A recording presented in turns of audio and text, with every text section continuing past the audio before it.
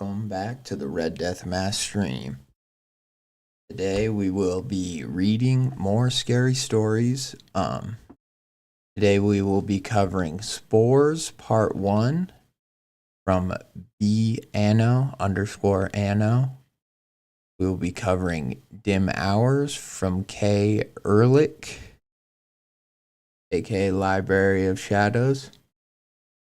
Oh, early enough to hear the intro music. Hell yeah. Right. Shout out, rude dude. I was like, I can always play it again if you ever want to hear it. Dim Hours, and then Mortar by Sean, either Elkin or Ikin, but either way, from Sean Mortar. And then last but not least, we have Around the Stairs from Ghost Marmot on Tumblr, but also I put their I think it's Heather-Grimm is who they messaged me under Reddit, which is also in the description, but I linked to this story on their Tumblr. So yeah, that's what's on the docket for today. I was also just finishing up White Stag Education, and I'll probably watch a bit more of this while the stream kind of starts up.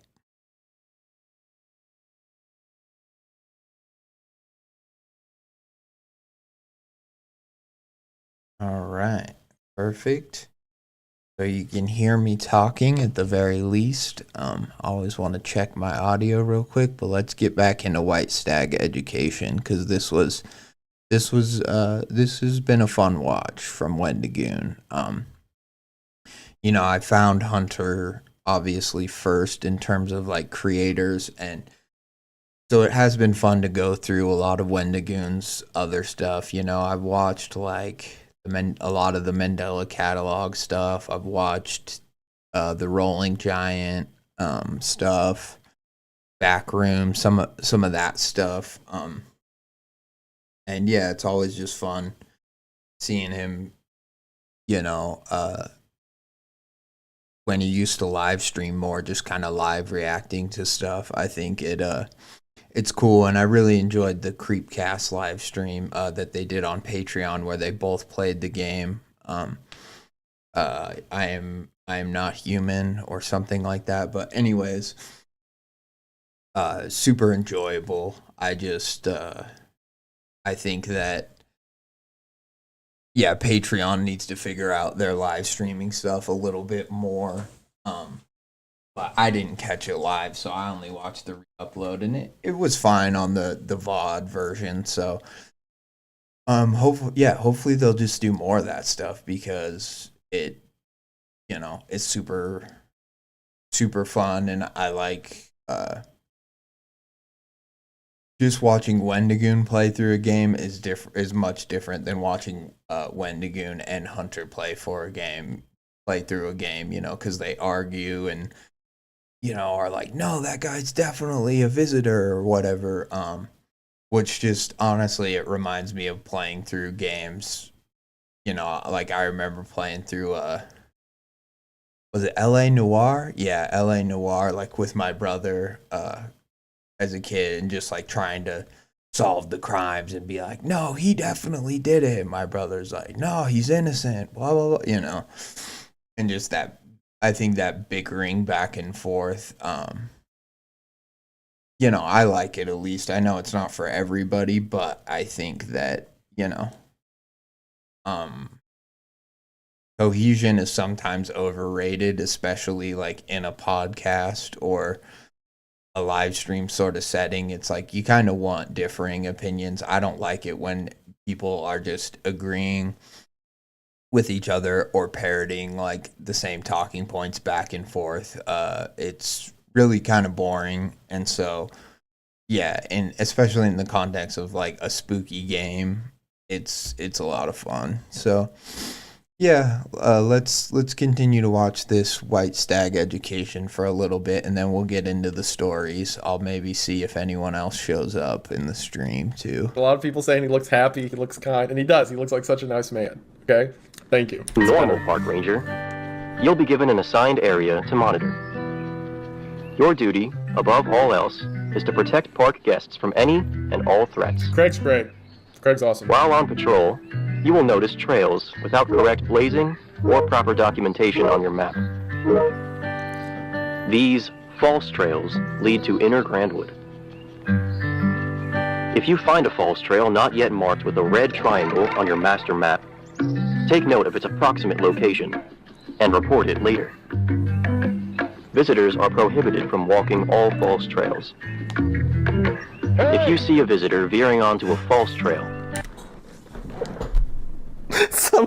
Someone said, when Craig warns me about false trails, I set my white ass down and listen. This is a horror series about Satan overrunning the planet through the Garden of Eden, and it's like, when Craig talks about false trails, I set my white ass down and listen. if you see a visitor veering onto a false trail, kindly ask them to return to the marked trails. Oh, gosh. If they refuse to acknowledge the question... Oh my gosh! Oh my gosh! I was looking over at chat and I didn't expect that to be there when I turned back. Oh, that scared me so bad. Oh. Do not hesitate to aggress. You aggress the strangers now? Kindly ask them to return to the marked trails. If they refuse to acknowledge the question, do not hesitate to aggress. Oh, if they don't acknowledge the question about going to the marked trails, I see. If you find a trail marker with no correlating mark on your master map, scrub the blaze off with a sponge and mineral spirits. Then, dry it with a clean cloth. To get rid of is a false trail. Make sure it is marked accordingly. Leg for free, yeah. I'm really treating y'all today between Craig and the leg. Tempting sights and sounds. For you all, that's just Ranger Craig. I will say, this does remind me, back where I live, there was this story that went around for a while. There were a group of people who were, like, doing animal sacrifices. So it was, like, a thing... This wasn't, like, my whole time growing up. This was when I was in high school. There's a certain part near the river that they were, like, if you go hiking or canoeing, don't stop there, don't get off there, because there's, like, people doing animal sacrifices. And I did have a friend who came across, like, a chicken carcass, I think, that was, like, in a pentagram. So, like, I remember being out in those woods around that time, and people would be like, if it's not a marked trail, don't go off of it. Like, like they haven't attacked anyone yet, but I'm not going to be the first. So, yeah. Fun times. Guests come to Grandwood National Park to experience the best trails the Pine Barrens have to offer. There are many species of birds native to the park. I should also clarify, I have no idea how true that story is, because it was like it was like a rumor, and then I had a friend who said he saw one, so it could have all just been like fake, rumors and stuff like that. But it was a fun little legend going around for a while. There is in fact a group of Wiccans that, like, people have met. That part's real. But as far as the animal sacrifice stuff on the side of the river, making it a hot spot for but bird it was a real watchers story. Across the The globe. story's real or not, it's different. Unfortunately, visitors oftentimes fall victim to clever imitation. Strangers are bipedal organisms.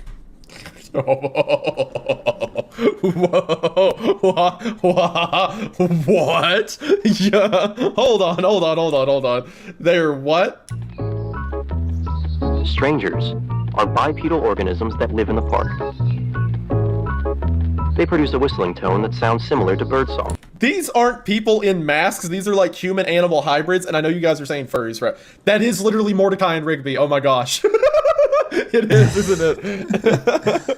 But regardless, they could have picked anything other than a blue jay and a raccoon. But these are, and I know y'all are saying furries, haha, but they're like half human. Okay, I thought they were like cult members in masks. This changes the game. Or maybe this is just a depiction of what people see, but it is cult members in masks. Who knows? There are two known whistling patterns strangers demonstrate. Okay, here's where we figure out the whistling. Craig will show us. A distinct melodic pattern signifies a feeding gambit is underway. Feeding gambit.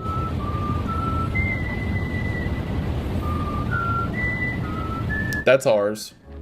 A feeding gambit poses no immediate threat to trail-abiding visitors, but may lead them into unsafe territory. If you see park guests entranced by the stranger's song, kindly remind them to stay on the marked trails. Investigation of the feeding gambit is unnecessary and not worth the risk. Sometimes, Your designated area will fall victim to a hunting gambit. A hunting gambit on a marked trail is an uncommon act of desperation, but is still important to prepare for. You'll know a hunting gambit is in progress by the stranger's erratic whistling pattern. This whistling is how they communicate. Refer to your handbook for more information regarding how to further decipher stranger whistling patterns. During a hunting gambit, urge all nearby park visitors to close their eyes and run in the direction of your voice toward the start of the trail. Report the active hunting gambit to Grandwood National Park headquarters via your handheld radio. Get out of there! A siren will sound to alert all other park rangers to evacuate their designated areas. If you hear the siren, lead all visitors back to the park entrance. Maybe just don't go to the park. Maybe this just isn't worth it. Once the head count has concluded, all park rangers will be dispatched to search for any unaccounted for visitors. For real, at this point, I feel like it's even crazy to have the park open, which obviously, you know, you couldn't make a horror series without these fun training videos and all that shit, but you know, it's like the whole whatever, I'm a wilderness survival officer thing, where like, I think it was Hunter who made the joke, but like, they must be paying these guys like $500,000 a year minimum to keep this job, because there's no way after, like, you know, seeing these stairs in the woods and, you know, seeing all these like dudes bisected and stuff like that, that you would just all of a sudden be like, but a job's a job, you know? To subdue the active. Is Craig going to be in the Stalker sequel? Yeah. They want Craig to fight these things? Man. After dispersing, there goes Craig. You will return to your designated area to subdue the hunting gambit and search for any unaccounted for visitors.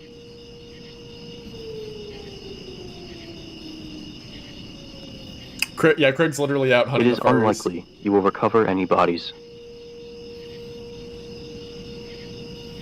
Craig is that guy. Strangers will not retreat unless enough sustenance is gathered or a majority of the advancing strangers are subdued. By subdue he means killed, right? Oh no, that's a gosh, I hate goat. I hate goat imagery. I've talked about this before. Because it's just like satanic, and it always makes me uncomfortable. Like the horns are like goat humanoids and stuff, and I think that was a goat. I think. I didn't like that. Craig got the strap. Craig got the 9, ready to go to work. He's clocked in.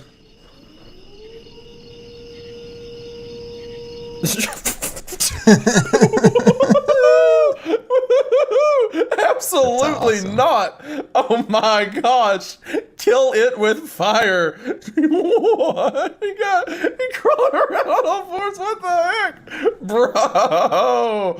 Well, and I know it said bipedal, like polyhumanous or whatever. It was like Homo sapien polyhumanous or something like that. But that's the thing. I'm like, do they crawl, or do they crawl and walk, or, you know, are there different? I'm wondering if there's different ones. Like, there's some that are more animalistic and others that, you know, maybe like their leaders are the ones that are just standing or something like that. But dude, no. I don't care if it is a furry. Execute it. Oh my gosh. I don't like how it ran so fast. Like its head straight up. Look at it. It's gonna get Craig.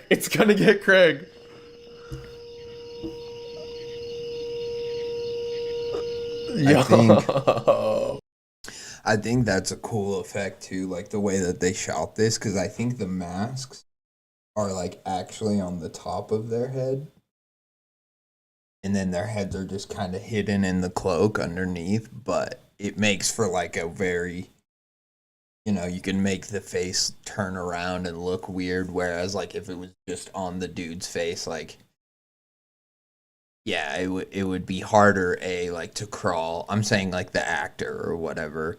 It would be harder for them to crawl with their head up and then yeah. But it's a very cool, simple effect that certainly is scary as fuck. Strangers hunt in packs, so attempting to flee is futile. Oh, I don't like that. I don't like, it's creepy. These, like, cult animal people in the woods who whistle. Demons, effectively, or When demon you worshippers, encounter at a least. stranger, do not hesitate to aggress. I don't like animal I don't like people in animal masks. Like, it bothers me, cause it's like, weird cult stuff and whatnot. My wife is infinitely horrified of bunny masks. Like, it's because she watched, I think it was an episode of NCIS when she was a kid or something like that, and the killer wore a bunny mask. And to this day, like, if we're at a store and she sees, like, an Easter bunny mask, she can't walk down that aisle. She gets, like, a cold from it. That shot would have sent her to heaven. Like, the hard cut to the animal mask with the drone, she would have ejected. Do not hesitate to aggress. Yeah, that'd be the end of her.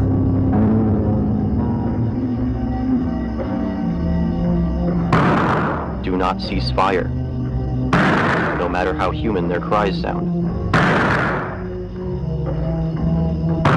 Greg put You have in surrendered work. their body to the forest, and you are doing them a service by... Is it just me, or does that eye look a little too big? You know? Maybe it's just someone like holding their eye open and the camera's angled weird, but I don't know. That seems like a weirdly large eye. It makes me freeing their soul. I noticed that too right here. Yeah.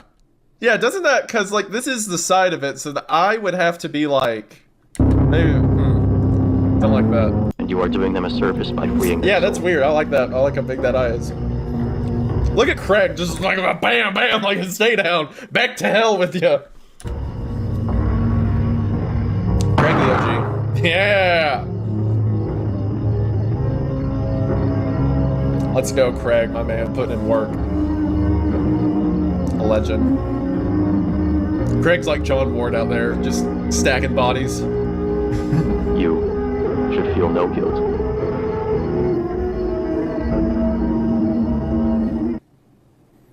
Congratulations! Craig clocked in.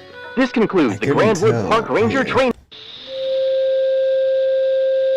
I want to hear more of what the video says because it's like feel no pain, you are feel no guilt, you are returning them to the earth or whatever. But Wendigoon was kind of talking over it, which is fine. But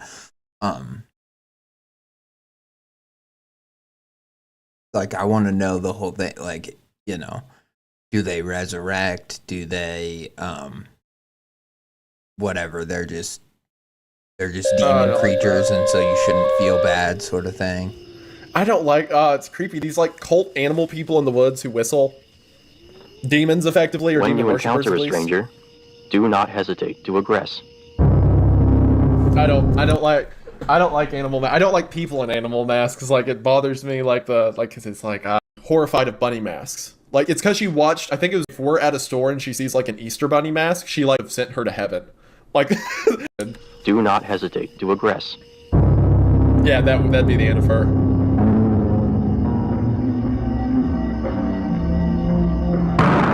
Do not cease fire, no matter how human their cries sound. Greg put You have in work. surrendered their body to the forest, and you are doing them a service by... Is it just me, or does that eye look a little too big? You know? Maybe it's just someone like holding their eye open and the camera's angled weird, but I don't know. That seems like a weirdly large eye. It makes me freeing their soul. I noticed that too right here. Okay. Yeah. So yeah, when he was talking about the eye, it said, no matter how human their cries sound, and you are surrendering their body to the forest and you are freeing their soul. So it could be, because that's the thing, there's these strangers and then there's the adversary too, which is like the imagery of the snake and stuff. But I'm wondering if these creatures are like, like trapped souls, sort of like maybe people who were lost in the war, in the woods, who were then like transformed by the adversary into these strangers that then hunt and feed and do the hunting gambits or the feeding gambits. It's a very cool, simple idea, but is certainly scary and very well done here too, with the stuff he's talking about the. It's hard to tell because it's low quality video, but it could just be that like these eyes are part of the mask, and they're just made to look big like that, like a creepy kind of bunny rabbit. Or it could be that they put like big eyes, the cost when creating the costumes for this, they put these like big eyes underneath to just make it look that much more uncanny, like it was a person trapped inside of like a dead rabbit or a soul or something. Which when you consider that nature of it, it's very cool. And like, had you been writing this as a story and not like a whatever visual medium, like that would be even a cool effect for a story. Like instead of the whole like he had no eyes or his eyes were too big, it could be this whole idea that like the eyes were sunken in and the holes for the eyes didn't fit into correctly and they looked too big for the holes underneath him, kind of thing. Like I'm just thinking of if you did a story version of it, like, and that description would seem unique compared to the normal. The eyes were, or they were always smiling, even if the face, like the eyes were always happy, even if the face was not, or whatever. Like, there's a lot of different effects people do for like skinwalkers or monsters that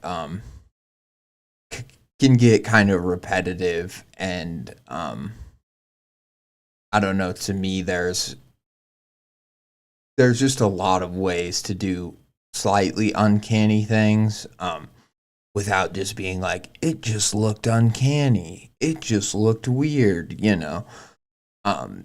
That's always my thing, is like, well, how did it look weird? Was the nose too big? Was the skin too tight on the face? Was it, this or that? And these are obviously, weird because they're animal masks. So, you can just, that alone makes it so creepy. But then this little effect with the eyes, again, it kind of compounds it. Yeah, doesn't that, because like this is the side of it, so the eye would have to be like, maybe, don't like that. You are doing them a service by freeing them. Yeah, that's weird. I like that. I like how big that eye is. Look at Craig, just like a bam, bam, like a stay down. Back to hell with you. This is Craig Eastwood. He's Clint Eastwood's younger nephew. Craig. And yeah, he has a problem, okay, with food, but he's a good man, okay? He's an American hero, god damn it. And who cares if he likes to eat, 7 cheeseburgers from McDonald's at a time? If he gets the Big Mac party pack for himself, who cares? That's none of your business. Yeah! Let's go, Craig, my man, putting in work. A legend. Craig's like John Ward out there, just stacking bodies. You should feel no guilt.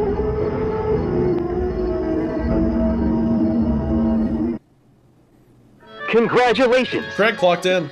This concludes the Grandwood Park Ranger training video. You will now be led to the physical training course, where you will be put to the test. Being a ranger here at Grandwood is a job unlike any other, and we're thrilled to have you on our side. I'm Ranger Dan. And I'm Ranger Luke. Stay safe out there! I love these three. I'm obsessed with them. Luke's the one who played the banjo during the song between, like this. This is my dream team right here. This is the boys. This is the squad. I'm 10 out of 10.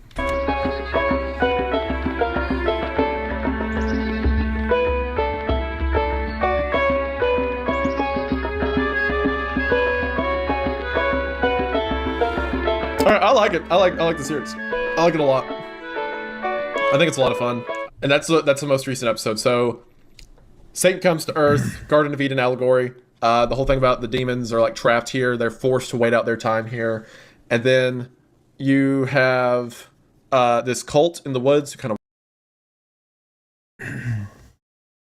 I am always curious now. I gotta check this real quick before we start reading stories that I'm always curious if there has been any more videos, if that was if Wendigoon. Yeah, it looks like he covered the whole series then.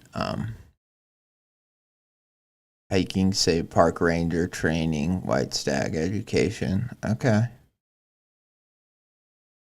I mean, what a cool series. After 10 productions, I'll hit subscribe. Hell yeah. Maybe after 10 productions wants to give me a job. Who knows? But anyways, that was fun. I know I don't usually start my streams by watching any videos or anything, but I was basically watching that before, and I was like, well, I can either finish this before I start streaming, and then start, or I can just start my stream a little early and just start it off with a fun Wendigoon video. And so I just decided to try something a little bit different this time. If you're waiting for me to read your story or someone else's story, I apologize. But yeah, I just kind of wanted to do something a little different. And I am thinking of maybe doing a stream sometime here in the near future where I just watch, analog horror or just horror YouTube. Specifically, I'd like to do more independent ones, but just specifically anything that that maybe is, hasn't gotten a lot of traction, or that, maybe that's kind of newer. I think it would just be fun to do that, and maybe hop on a Discord call with a few other people and just kind of react to it. I think could be pretty fun. So yeah, it's just one idea I have. That something I want to do, and yeah, so, but without too much more rambling from me, let's get a little music going. We're gonna try the Halloween Lo-Fi Radio Spooky Beats.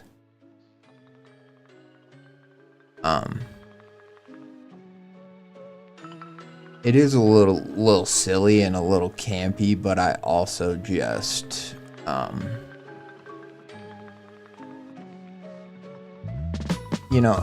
ambient stuff is fine, and it's probably better for the stories, but I'm kind of getting to a point where I would rather just hear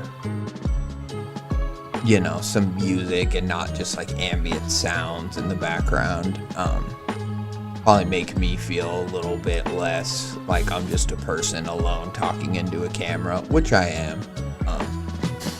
But yeah, so we're just gonna try these spooky Halloween beats, especially since we're getting closer to the Halloween season. But today we have Spores Part 1. We're starting with Spores from B&O, Part 1. Fun music today. Yeah, I think so. I think it'll be good. So yeah, Spores Part 1. I don't know much about it. I mean, the name leads me to believe that we're dealing with some sort of spore fungi thing again, which I have read several fungus stories lately. There was The Last Days of John Rot. There was like that other one that was like it started with a smell, which wasn't directly fungus related, but we don't know. And yeah, it's interesting how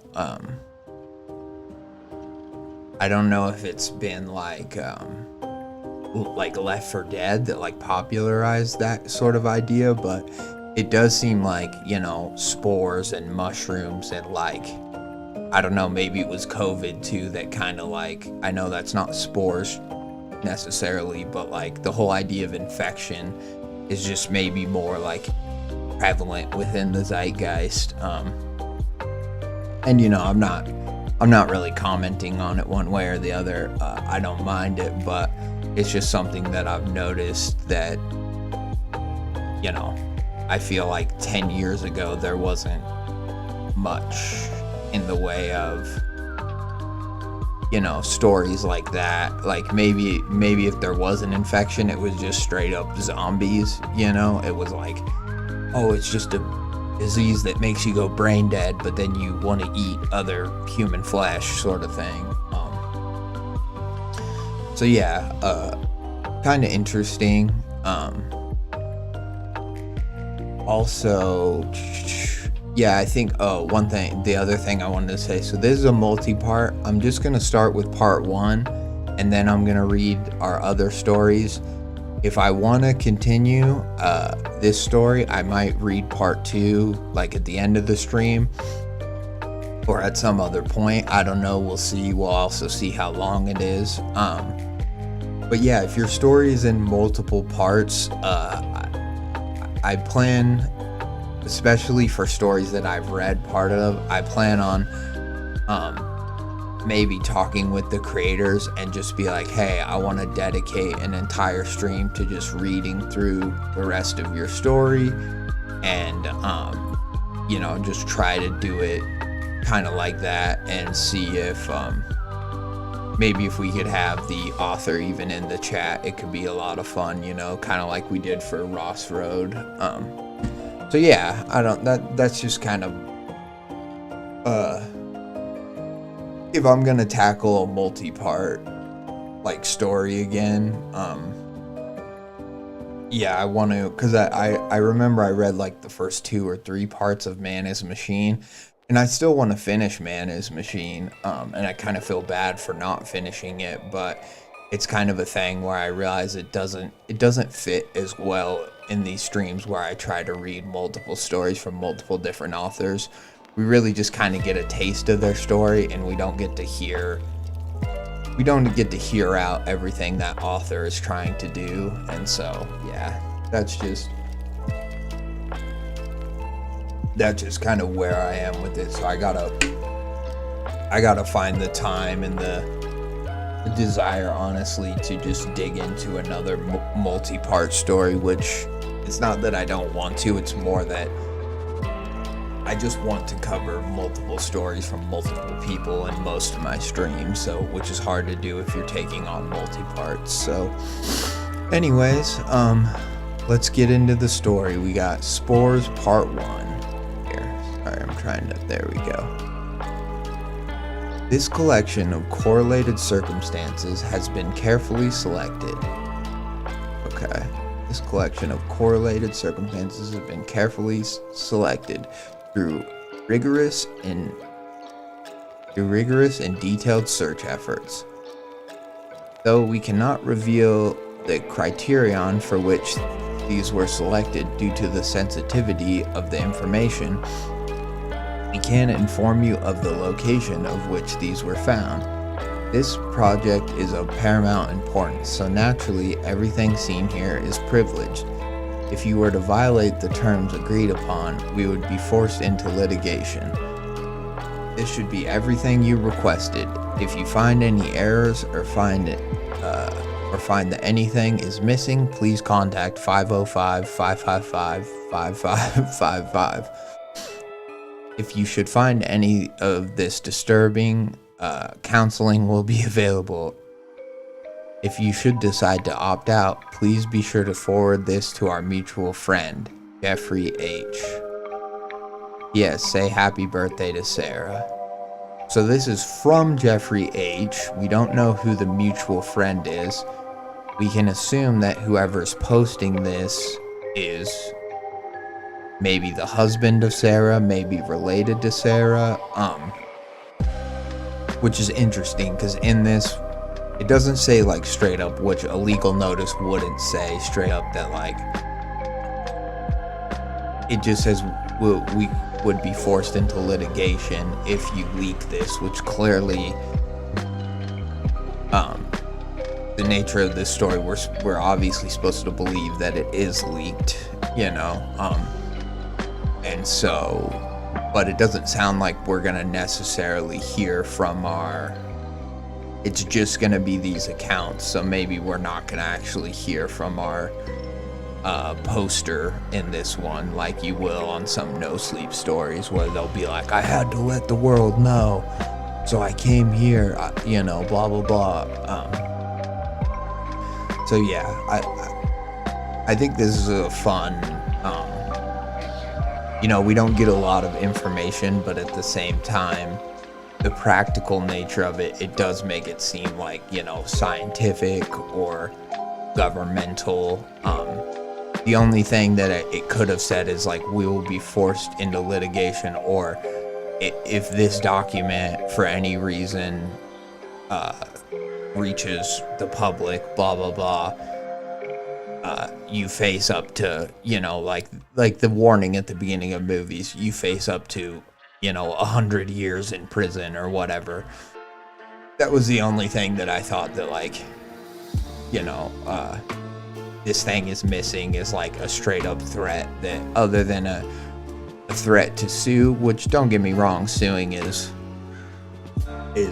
bad, and litigation could mean a lot of things. It could mean litigation usually means like face monetary penalties, but I guess in some situations it could also mean like imprisonment too. So maybe that's what they meant with that word, but I just think it's interesting because it maybe even points to the fact that, like, maybe this isn't governmental necessarily, but maybe it's like corporate, and so maybe they would just want to sue somebody into a complete like oblivion and get like a gag order and all that stuff, to where if they say anything they'll lose everything they've ever owned, sort of thing.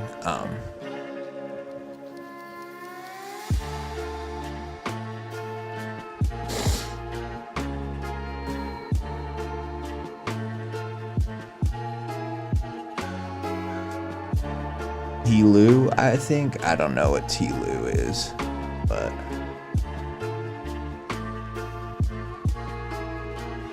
talk chat. We'll go to live chat just to make sure we're getting all of everything. Okay.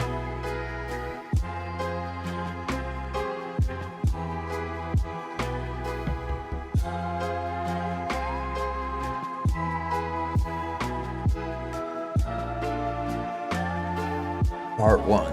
Visitors. This piece was dated August 2013.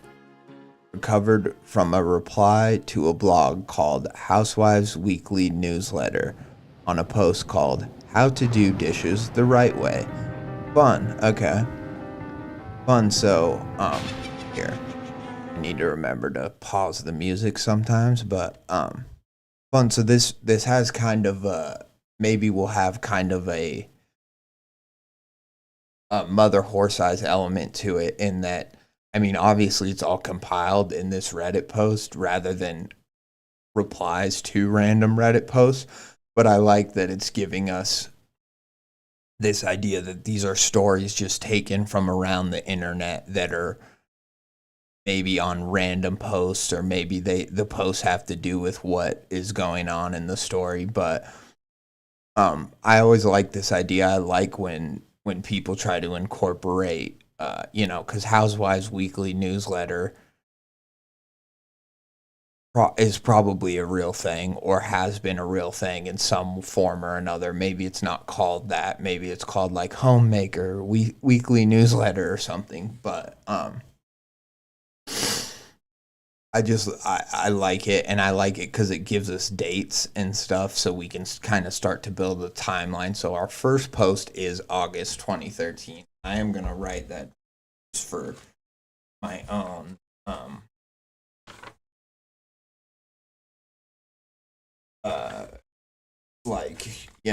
wanting to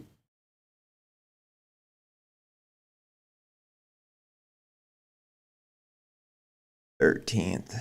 Oh wait, no, not August 13th. August 2013, which 2013 is a spooky whatever date people say, so kind of fun. Okay. On how to do dishes the right way. Hey Don, I just got down here. Okay, reply to a blog called Housewives Weekly on a post called, okay. Hey Don, I just got down here and wanted to let you know how things are going. I tried contacting you a couple of times, but the only thing that seems to have any connection out here is this old ass computer. I knew that uncle was a hick, but this place is a real shithole. When I first walked into the place, it smelled like death. Figured something must have died underneath the floorboards. It made me wonder if there's anything here worth selling. The house isn't worth a damn, but the property is massive. It looks like I'm going to be here a while. You know, I'm not sure why Uncle Ricky left us this place. It's not like we saw him all that often, besides every couple of years at Thanksgiving. I tell you, he could tear up some mustard greens. I remember Dad getting all pissy with him after he got drunk around Grandma. They got into a big fight. We didn't see him much after that. Being down here makes me miss when we were all family.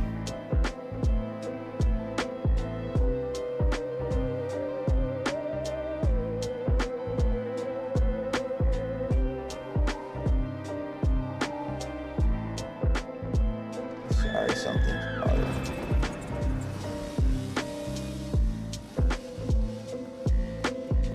me. Okay. I've never seen people abbreviate The Last of Us, so I get it now, Rude Dude. I get what you're saying. Sorry.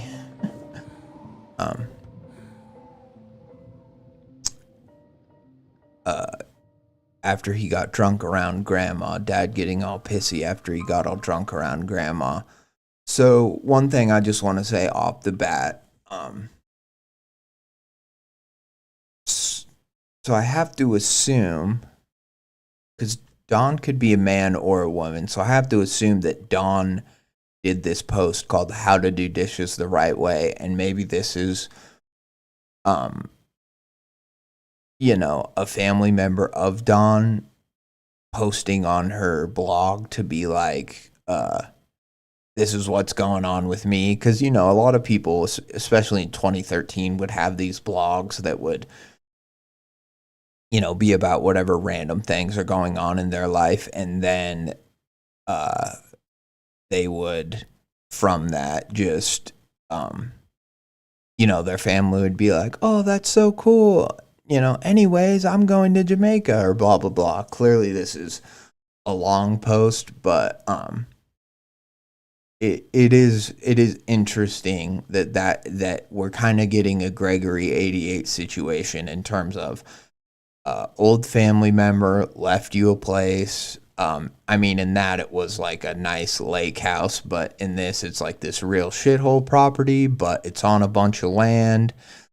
They're wondering what they can get out of it.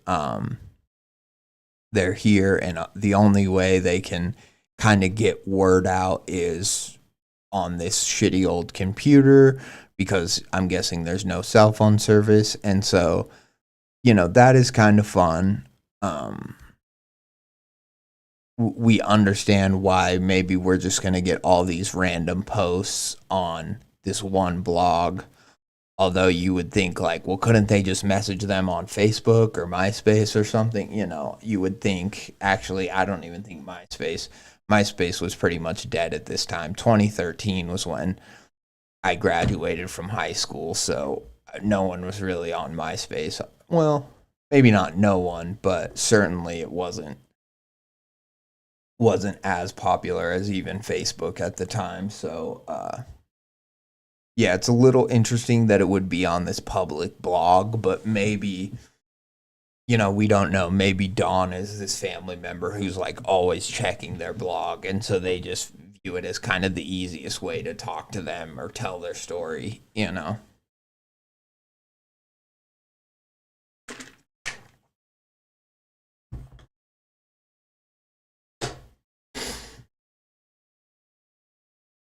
All right. Back to it.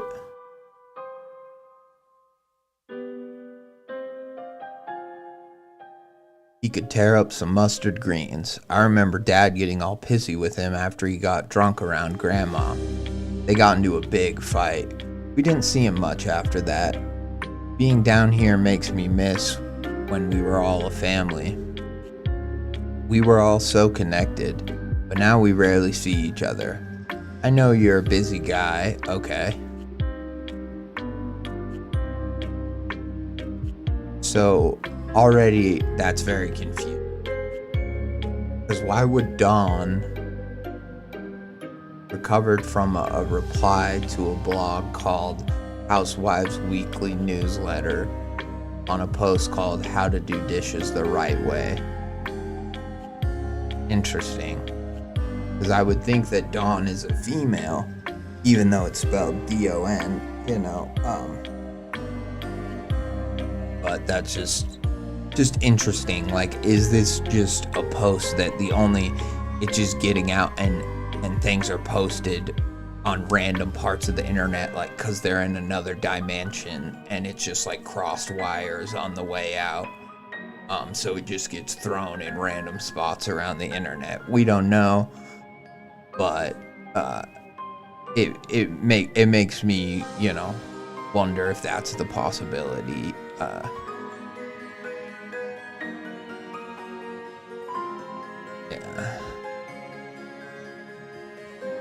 I know you're a busy guy, but we should link up soon. I haven't seen my big bro in a while. Okay, so this is Dawn's younger brother, Rob, which we see down here. I haven't seen my big bro in a while. Maybe you could come here to the Everglades. It's pretty down here. Hot as balls, though. Send me an email when you can, Rob. Hey again. Been working on the house for a couple weeks now. I've got to tell you, the heat is starting to get to me. The moment I step outside, I start sweating like a pig. And of course, Uncle Ricky doesn't have working AC. It gets especially bad in the bedroom, because there's not even a window you can open. Just still heat. Just still heat. I ordered a few AC units for the time being, but I can't wait till they get here. These fans are not making much of a difference, and the mosquitoes are 10 times worse than they are back home. You remember that book we read in the 5th grade, Land Remembered? In the 5th grade, Land Remembered. You remember how when the pioneers took their cows through the swamp, they got eaten alive by mosquitoes? Well, I feel like one of those goddamn cows right now. I've got to be honest, this is turning out to be a lot of work. It would be nice to have some extra hands here. I know we didn't leave off on the best of terms, but I'd like to see you again. Anyway, I've been walking around the property, and damn, it's a lot bigger than I thought. I mean, it goes miles into the swamp. I can't go walking too long, or I'm afraid I'll get lost. Also, I set up some trail cams. Figured the property is so big, there's got to be some cool wildlife lurking around here. Nothing too interesting yet. Just your occasional deer or raccoon. It gets freaky at night. I mean, it gets loud with frogs and crickets and cicadas and all other kinds of bugs. Found some crazy stuff in Uncle's place. Drugs mostly. Lots of weed and mushrooms. And even more beer. I think maybe Ricky went off the deep end near the end. Makes me feel bad for the guy. If I had known, I would have come down and seen him. I about had a heart attack when I went into the attic. I came up through the hatch and turned to see the jaws of a 12-foot gator. I guess Uncle Ricky got into taxidermy. It scared me so hard I fell and broke the ladder. Turns out it's rotted all to hell. Drugs mostly. Yeah. Found some crazy stuff in Uncle's place. Drugs mostly, and a 12-foot alligator. Yeah.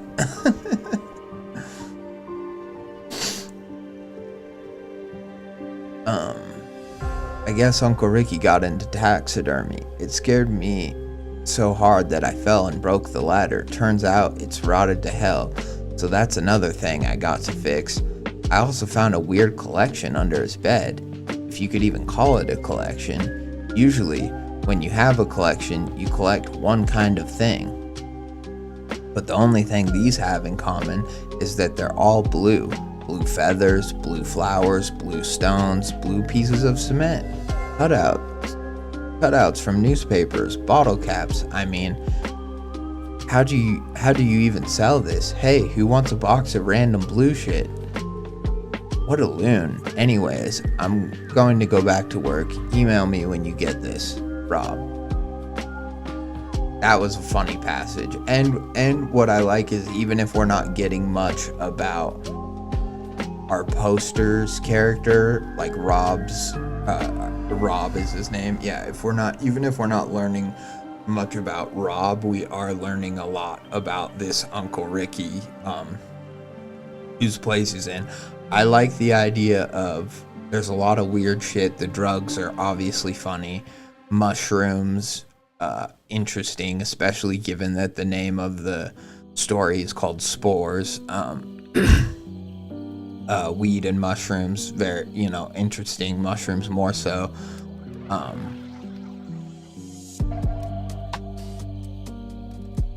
Auxiliary player, what's up, says, this reminds me, here, let's pause the music again. This reminds me of a spiral where the father would collect anything with a vaguely spiritual, a vaguely spiral shape. Okay. Of Spiral. I haven't seen, I'm assuming Spiral's a movie. I should watch it. I mean, there's a lot of stuff I should watch here. I have a list somewhere in this journal of stuff that I've been meaning to check out.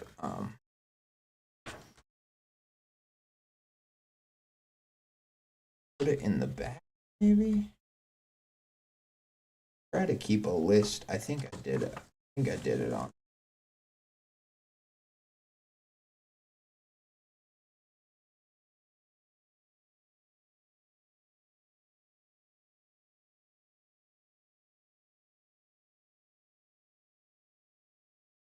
All right, well, we're just going to start.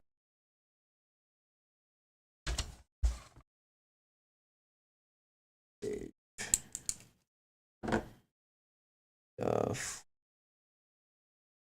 to check out.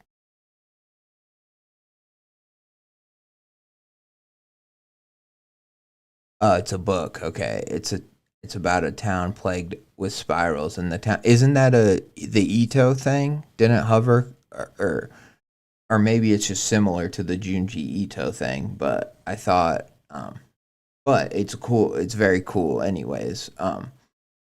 But yeah, I remember watching, like, I think it was a Meat Canyon video, or maybe Wendigoon did a video on it too, but yes, okay, perfect. It is cool. So Spiral.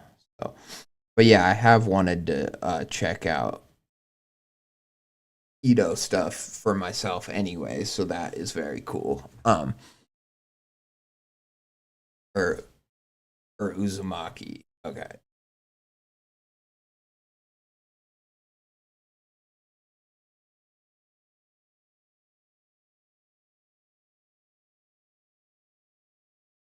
Oh, nice. Wendigoon made the video on it. Yeah. So that's awesome. I mean, yeah, and it just goes to show, like, one story from, half a world away. It's like you can find similarities, and I think it's especially interesting that the uncle is fascinated with blue things, like, almost like maybe if something did kill him or infected him, it, like, made him obsessed with the color blue. I think that's fun. Also, like, I just love when stuff has like a color theme, and it doesn't have to be super like mean a lot. Like maybe it does, blue can represent sadness and stuff, but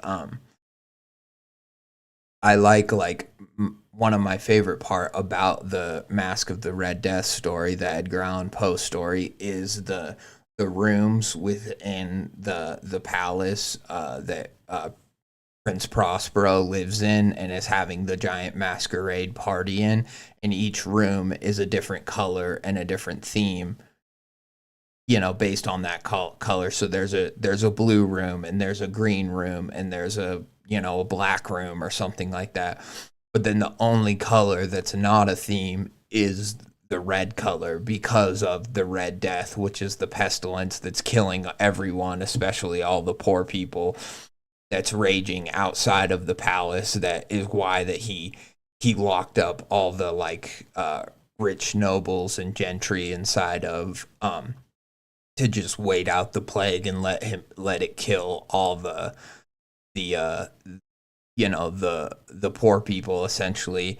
And that's why it's that much more like threatening and cool when the character, the Red Death or Death, shows up in the full red outfit. It's like immediately a statement, and they're like, kick this guy out, he's crazy, blah blah blah, because everyone knows like red is the one color that they're trying to ignore or like shut off from the world. So I just like it, and it's the same when there's that story of Wendigoon did the video on it. It's like the Yellow King, and there's the Yellow King stuff in True Detective, but also that book where it's all about like the story that no one can read without like going insane, and it triggers something like deep and like primordial in you that basically changes your whole kind of outlook on life. And it doesn't necessarily kill you right away, but it is like a detrimental,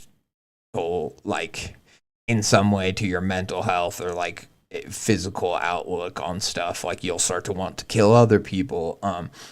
And I just think that it's so cool that instead of just like instead of the book being like the Forgotten King or the whatever, like I just like that it has a color. You know what I mean? I don't know if that fully makes sense what I'm trying to articulate, but I like that this uncle is obsessed with blue stuff.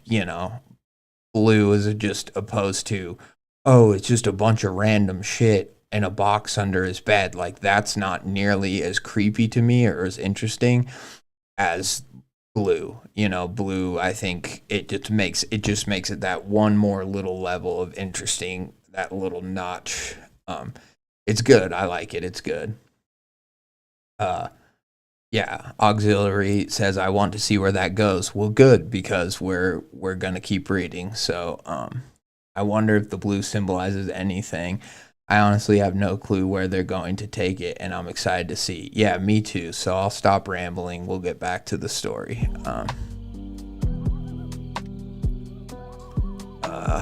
Blue feathers, blue flowers, blue stones, bottle caps. I mean, how do you even sell this? Hey, who wants a box of random blue shit? I do.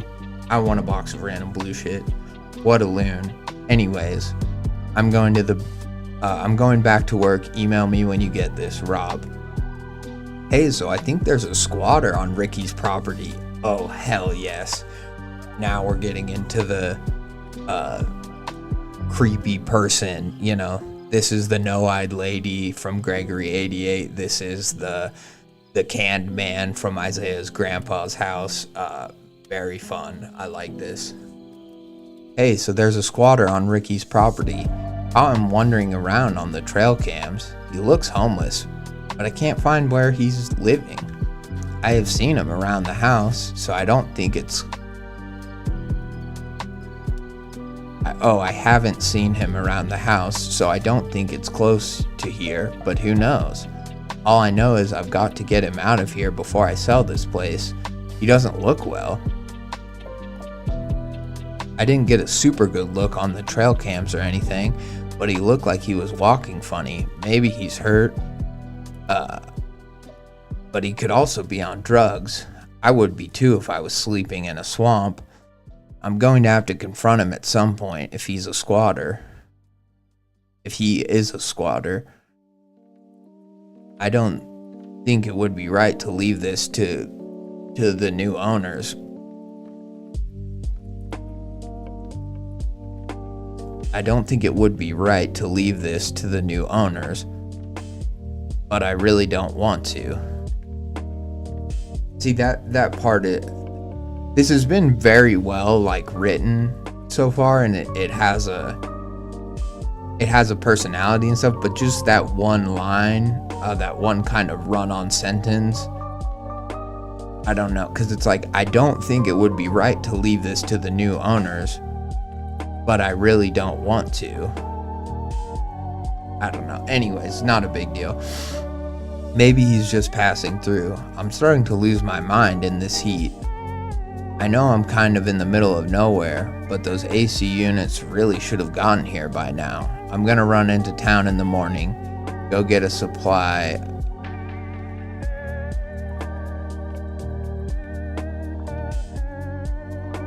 Got to get a supply running, sorry.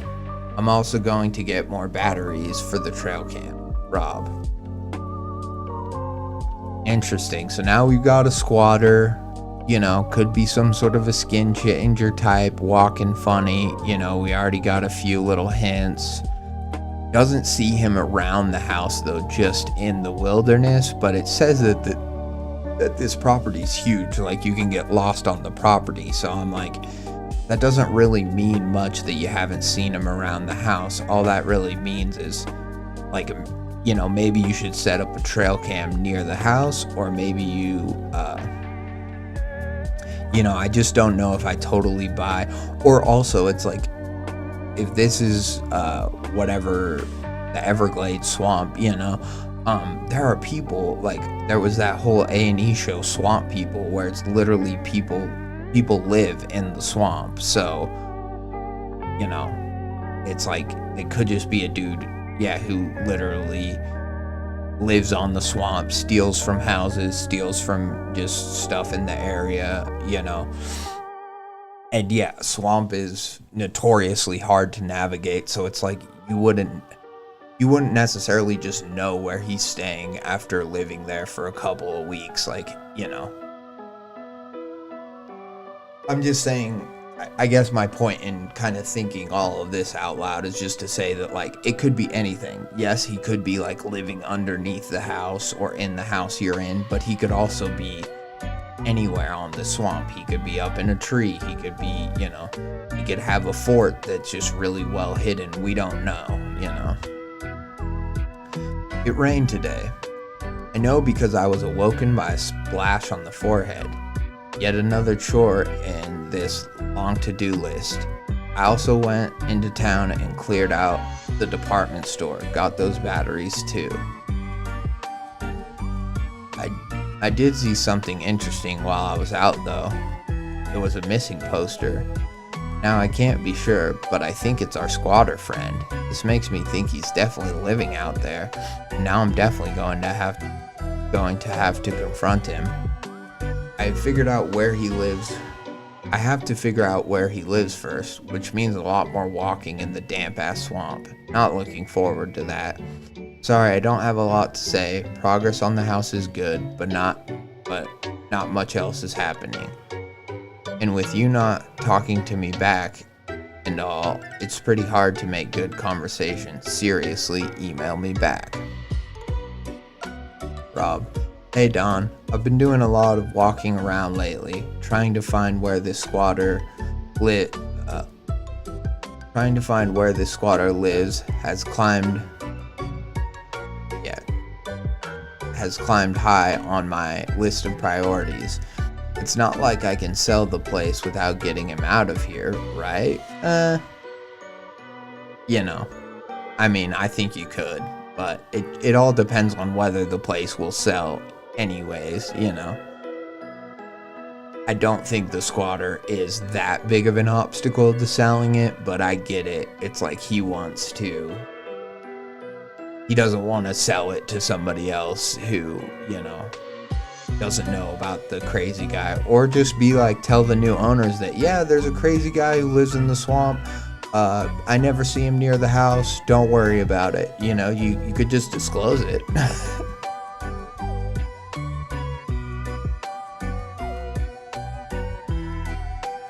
All this walking has got me thinking about you, about Uncle Ricky, especially how he died. We all know he drowned, but there's something strange about it. I mean, nobody thinks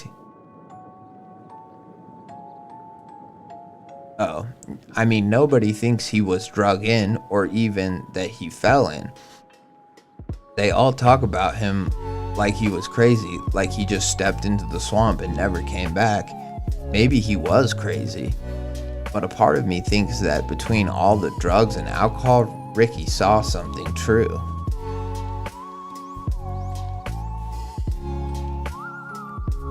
Interesting. But Ricky saw something. It's like maybe he was crazy, but a part of me thinks that between all the drugs and the alcohol, Ricky saw something true. So he is admitting that the drugs and alcohol would certainly affect his perception, but he's saying that,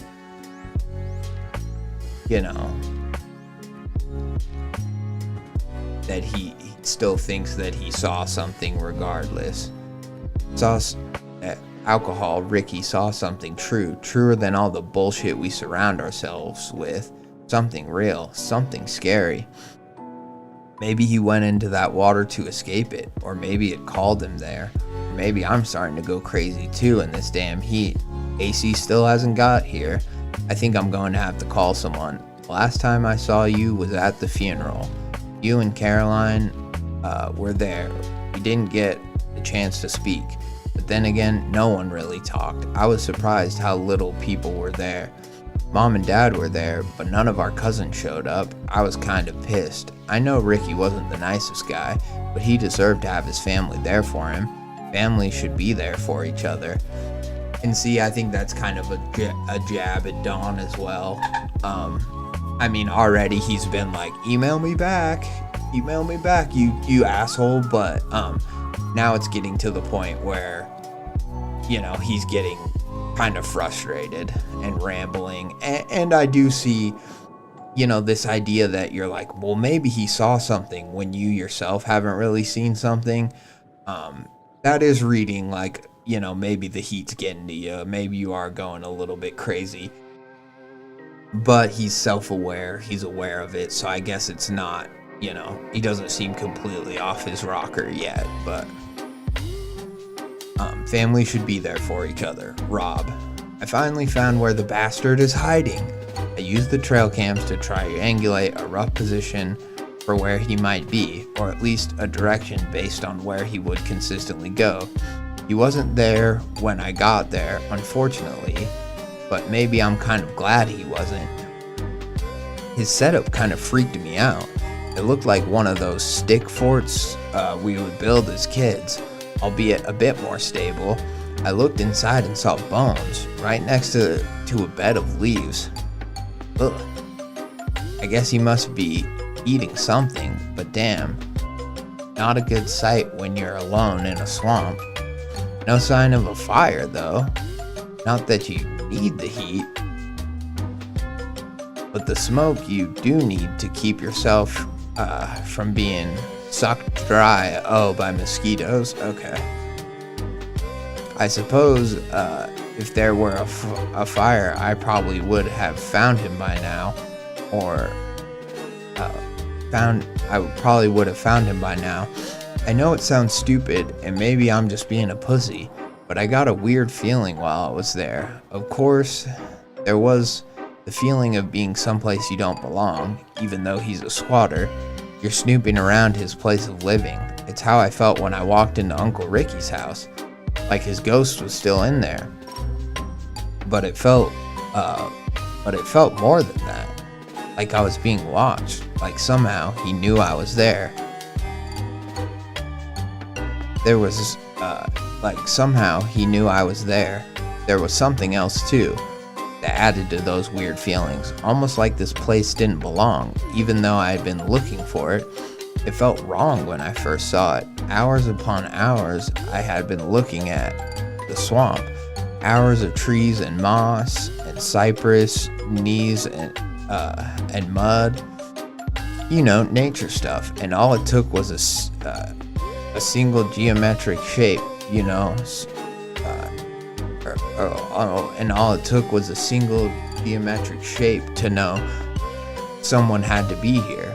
It's like a secret code or a trademark. To the animals out here, it must mean nothing. It's just a shape like any other. But those who recognize it, it couldn't be more obvious. I guess hunters know how to recognize those kinds of things, where deer have been, etc. But writing this made me wonder if there are things like that, trademarks of other things, and we would never even would never even know. It's probably nothing, but nevertheless, I wasted no time in leaving. When I see him coming here again, I'm going to tell him to get out of here. Rob. Interesting. So it seems like our narrator is Rob is getting kind of fixated on this like idea of a trademark or a shape or whatever, kind of like the spiral thing. Interesting enough that Bear Trap Auxiliary that you kind of mentioned earlier. So that's interesting. It made me think of what he's talking about and the way that I forget what it was called, but it was called like the screech or whatever that like Wendigoon and Hunter were talking about in the water that multiple places in the world picked up. It was a fictional, it was an audio series that I listened to, but it was called like it's about dragons. It's basically like there's this whole D-Day where like dragons come and start basically eating all of humanity,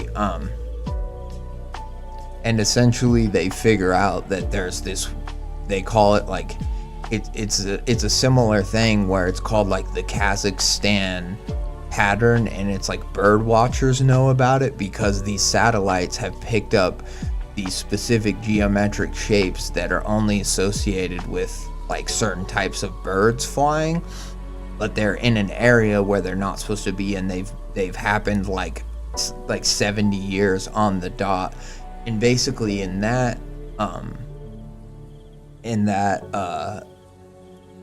story, you know, that audio series, it was a really good, interesting part of the story because it brought up how like it's a mystery that has marveled bird watchers for centuries, and basically that mystery and the people who know about it lead them to essentially figure out that, well, dragons didn't actually just show up one day.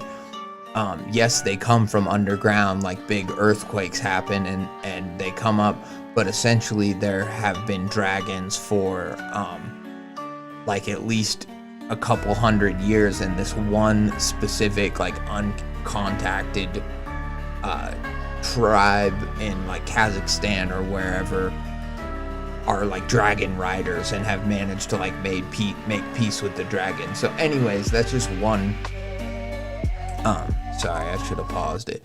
That's just one part of the story, and it doesn't have a lot to do with this, but I am wondering if something to do with this blue like bottle caps and this shape or this pattern. I wonder if, and it's starting to affect our narrator Rob, like I wonder if he's gonna start fixating on like blue things or a pattern to where, you know, he's in the same situation that Uncle Ricky was in, and maybe he believes that this color or this pattern is gonna protect him, or maybe this geometric shape is kind of the reason the reason that his uncle was like trapped here and didn't talk to anybody. You know what I mean? So I don't know, just kind of interesting. Maybe that was a little too off topic, but I thought it related to the whole fixation with spirals or with a certain shape. Very cool though. I'm enjoying having this unfold. Okay. Rob, Don, what the hell, man? I mean, seriously. I know you're a busy guy, but I've been down here for almost a month, and you couldn't bother to email me back? Not even once? I know you're still mad, but this is ridiculous. It's been 4 years, and you still can't manage to talk to your little brother? Don't you know I'm trying to fix things? I'm trying to make things better. You want to know why? Because I still care about you. You're my brother. We can't hate each other forever. I would make you hate me every other weekend.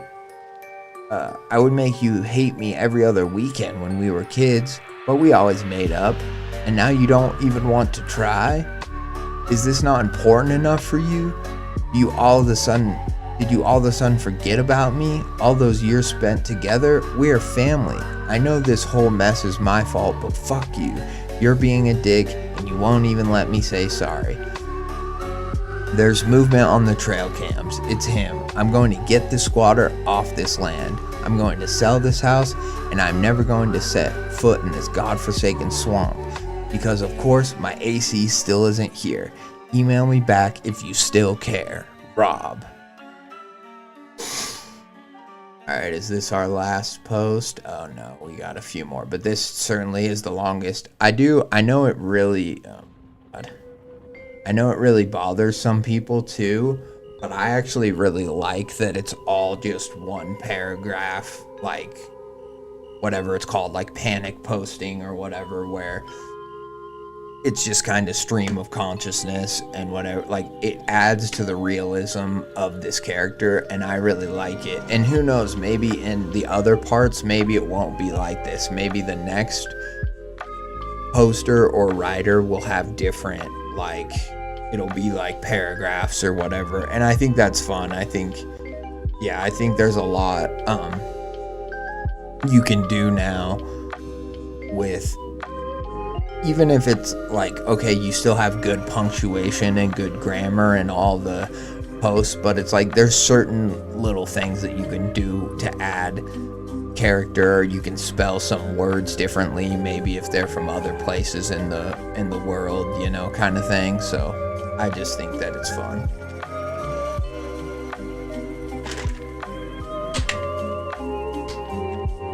Gamer subs, what up? Sponsor me. I have over 20 followers. Sponsor me, gamer subs. Anyways, Don, I need you right now. I'm freaking out. I don't think I've ever been more scared. Remember that time we played hide and seek in the woods and I got lost? I didn't think I'd ever find a way back home. I thought I would die out there, but you found me. I need you to do that again. I need you to save me. I did what I said I would. I saw the squatter on the camera and I followed him to his camp. I never should have gone out there at night, but I was so angry. I wanted all this to be over. I wanted things to just go back to normal. God, I'm so stupid. I knew nothing was wrong as soon as I knew something was wrong as soon as I stepped outside. Usually this place is a clusterfuck of millions of bug noises and God knows what else. It's so loud I can barely get a good night's sleep. But tonight, it was quiet, like dead quiet. And the sky was so clear, the stars were so bright. I remember thinking for a second that it was actually beautiful, but those thoughts were quickly overcome by that terrible feeling of not belonging. Like I was stepping into someone else's house. I should have turned back then. I should have listened to the shouting, screaming voice telling me to run away, but I didn't. For some reason, I didn't think that I could. Was it pride? No one was watching. I could have done whatever I wanted and made up some excuse as to why I couldn't confront him tonight. Looks like it might rain, or I should finish the dishes, or I can't go out. My flashlight battery isn't full, but for some reason tonight I couldn't be stopped. I was hyper aware of every step. The squelching sound of my foot leaving the mud was thunderous, and I was afraid of it every time it came. It was just some guy, I told myself. He was just some homeless guy on my property. If I really believed that, I guess I would have brought a gun with me.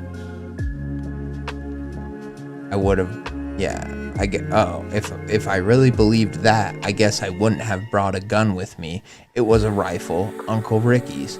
I found it in the attic after I fixed the ladder. Even though it was silent. I thought it was saying the rifle was silent. I was like, rifle had a silencer? What the fuck does that look like? Even though it was silent, the animals were still out. I remember turning my light out.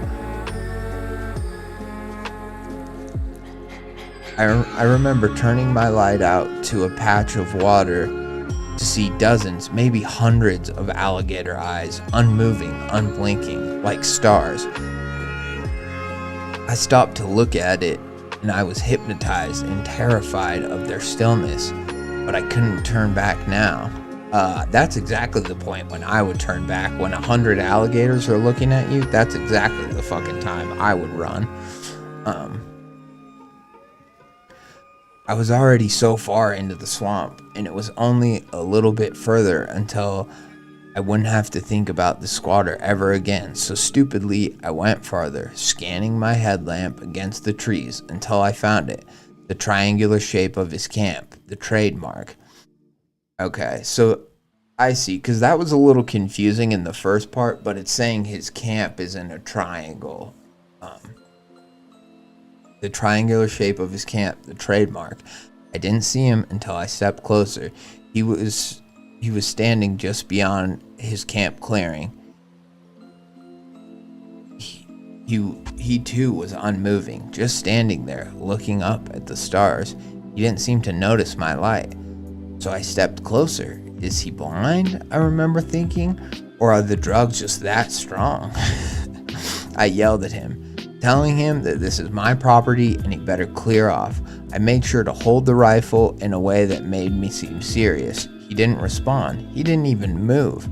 I was about to yell again before I saw it. I don't really know or understand what I saw, or if I saw what I think I saw, but the image is stuck in my mind. Sprouting from his face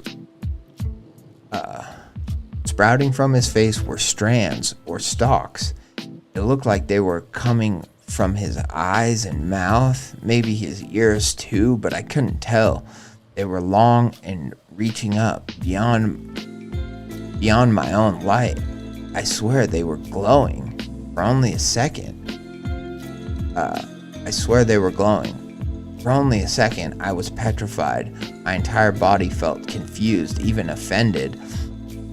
I was unsure how to react. Slowly, his neck fell to face me, and okay, so he's looking up, and then slowly, with all these stalks, tentacles, whatever, coming out of him, slowly, his neck falls to face him. Okay. Slowly, his neck fell to face me, and almost immediately, I ran. I ran and kept running, even after the light on my headlamp went dark. I stumbled through the darkness, brushed by wet leaves, poked by branches, and occasionally taking mouthfuls of spider webs.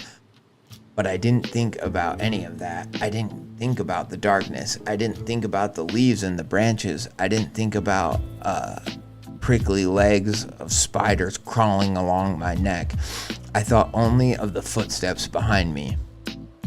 Those slow footsteps that were somehow always near. I knew I was lost, but I hoped that if I kept running, I would be safe.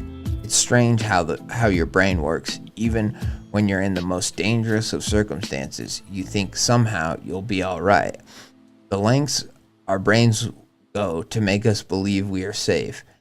I didn't know how long I had been running. I ran longer and faster than I thought I could. Eventually, somehow, I found Uncle Ricky's house.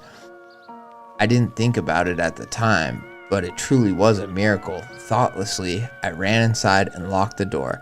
I hurried back to the door. I hurried to the back door and locked that too. Then, from across the house, I heard the shattering of glass. I didn't see it, but he must have broken one of the windows of the house and crawled inside. I panicked, threw myself into the bedroom and locked the door. Waiting for something to happen, I gripped the barrel of the rifle so hard I can still see its imprint on my hand. Then I heard slow, deliberate footsteps. My heart was beating so hard.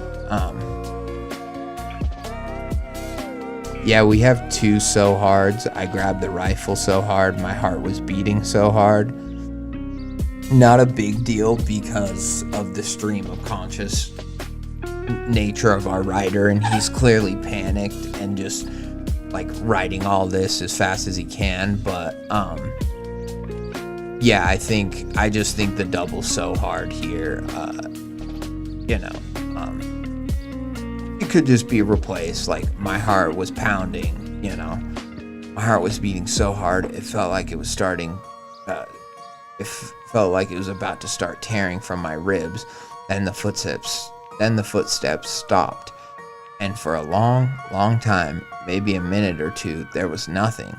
I started to think that maybe he had left before I heard him knocking. I started to think that maybe he had left before I heard him knocking on the door.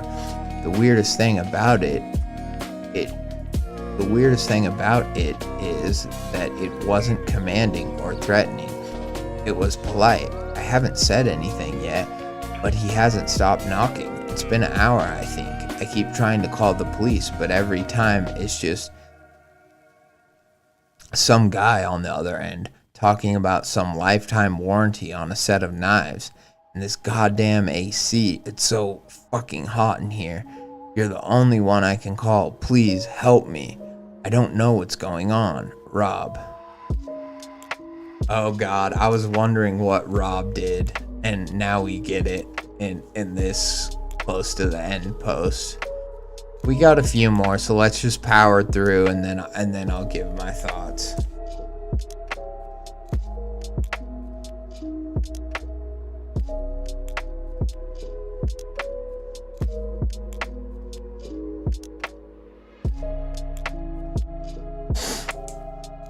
I'm sorry, okay? I'm so fucking sorry that I fucked your wife. Is that what you wanted to hear? Is that why you're torturing me?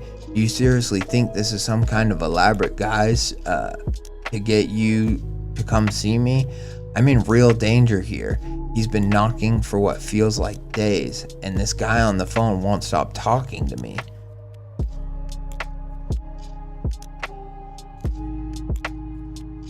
I unplugged the goddamn thing, but it won't stop. I've been yelling, screaming at whoever is outside to go away. I told him he can have whatever he wants, but he keeps knocking. So is he knocking on the front door? Because I thought he heard him walking inside the house, or is he just knocking on the door to the to the room that he's in? I have no idea how long I've been here like this. I can't even tell what time of day it is. And that stupid leak is back. I thought I fixed it, but it's back, and the heat. Can those useless bastards do their goddamn job and deliver my fucking AC? I feel like I'm going to lose it. I can't think about this anymore. I need something to distract me. I move the dresser over to the door. There's no way he's getting in. Not that it seems like he wants to. It seems like he just wants to drive me crazy. Now I'm glad I didn't throw away Uncle's drugs. You might think I'm stupid for this, for getting high, but I need this. I need you. I needed you. I can't do this anymore, Rob.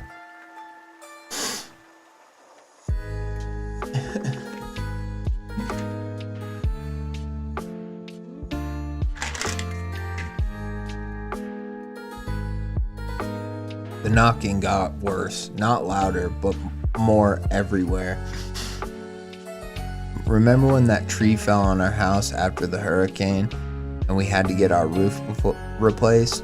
Not a day went by while they were working that we had any peace. I remember waking up feeling like I was in a box and something was trying to shake me out.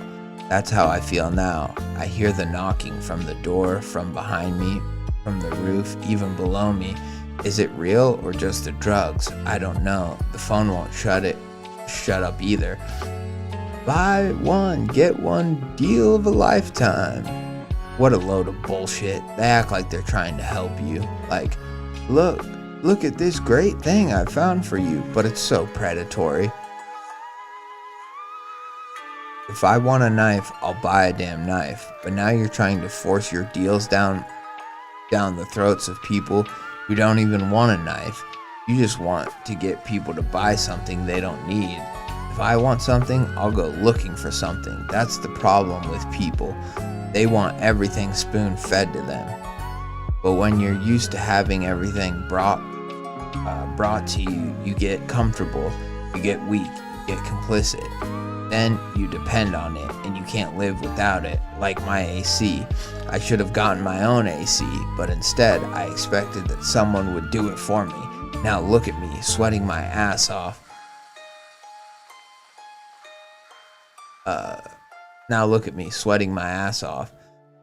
That's everything, isn't it? Advertising. TV is just who can sell the most attention. TV is just who can sell the most attention. But we look at TV for so long, we can't even look up, look around. Look around, see yourself. I don't even know why I'm trying to talk to you. I guess it's just the only thing that feels normal. If you're reading this, I'm sorry about Caroline.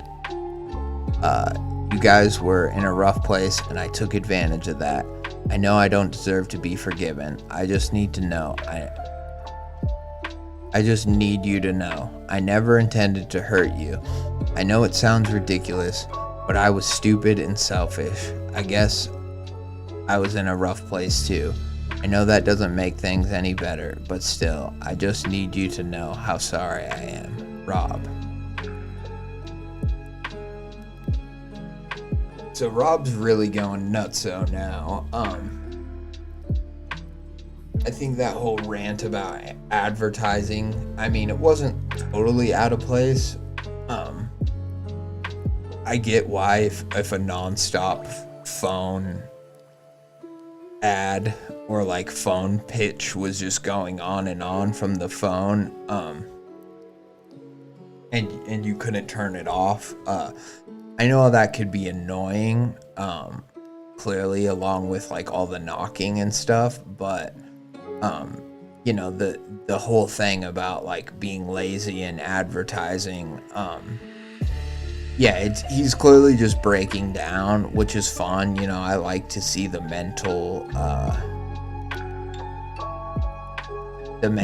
kind of whatever decay. I just wish that you know, maybe more was going on with this squatter, this homeless person that's, you know, infected with these stalks of stuff. Like, I wish, you know, maybe there's a light coming from under the door. I just kind of wish more was going on that front. Because, I mean, at a certain point, I know he's hiding behind the door. He's scared. He wants his brother to come save him. But after, like, 24 hours of straight up knocking and, like, phone talking to you even though it's unplugged or, like, smashed to pieces or whatever, at a certain point, I mean, wouldn't you just go so insane that you're just like, I would open the door. I would be like, okay, either I'm going to kill this thing or it's going to kill me, or I'm going to run, or, you know, I'm going to jump out a window, or I'm going to try to, you know, I'm going to try to crawl in through the air vents and get out of the house or something. You know, I feel like it's kind of crazy with a constant knocking as well as like infomercial going on. I feel like it's just kind of crazy to stay in there for days while this is going on. And is it is it at least partially or all the way hallucination? A hallucination? Yeah, maybe, which is all the more reason that I'm like, I think you should open up the door and, see if your mind is really broken or maybe it is all in your head, and then you can open up the door, not see the thing, and run to your car and go to the hospital or whatever. So I don't know, but anyways, still fun. Let's power on. It started raining today, or maybe not. I know I heard rain, heard it pounding on the roof, but whenever it does, that stupid leak starts flowing like a birch. But no water, not even a drop. I really wish Uncle Ricky had put windows in here. What kind of psycho doesn't put windows in his bedroom? Was he a vampire? I've learned to ignore the phone. The heat is harder to ignore, but strangely, I didn't even think about the knocking. That terrified me. How long had it been going on that I could just tune it out? That's something so horrifying. That something so horrifying could just exist in the background without me noticing. Also, how are you not starving / getting dehydrated to death if it's been days with you in this room?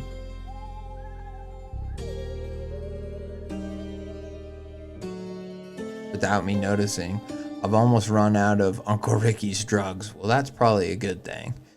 I prefer weed to the shrooms, but now it's all I have left. Rob. Oh, interesting. So I'm wondering if the shrooms are going to kind of somehow get him out of this thing, Hey, I just wanted to let you know I'm fine now, I think. Things were weird for a while after my last message. I honestly don't remember much. I remember having some weird dreams, but that's it. I woke up one day and the knocking stopped. The phone was quiet. Everything was normal. At first, I didn't know what to think of it. I thought maybe it was a trick.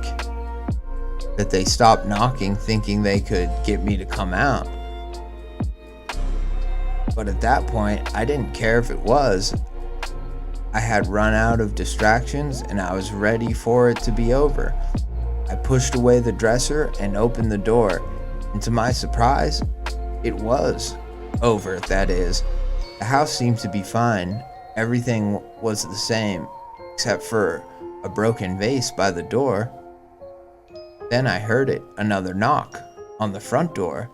That same polite knocking. Cautiously, I moved to look out the window. It was a delivery man. He had some packages on a hand truck. That's when I realized it was my AC units. I opened the door and he had something for me to sign. I remember thinking that I had just awoken from a long nightmare. I looked for things that seemed off, but didn't find anything. The sky seemed more blue than normal. Deeper. Here the blue comes back in. The sky seemed more blue than normal, deeper. But then again, I hadn't seen the sky in a while. There's one thing I couldn't stop thinking though. The delivery man. Why does he look like the squatter? Okay.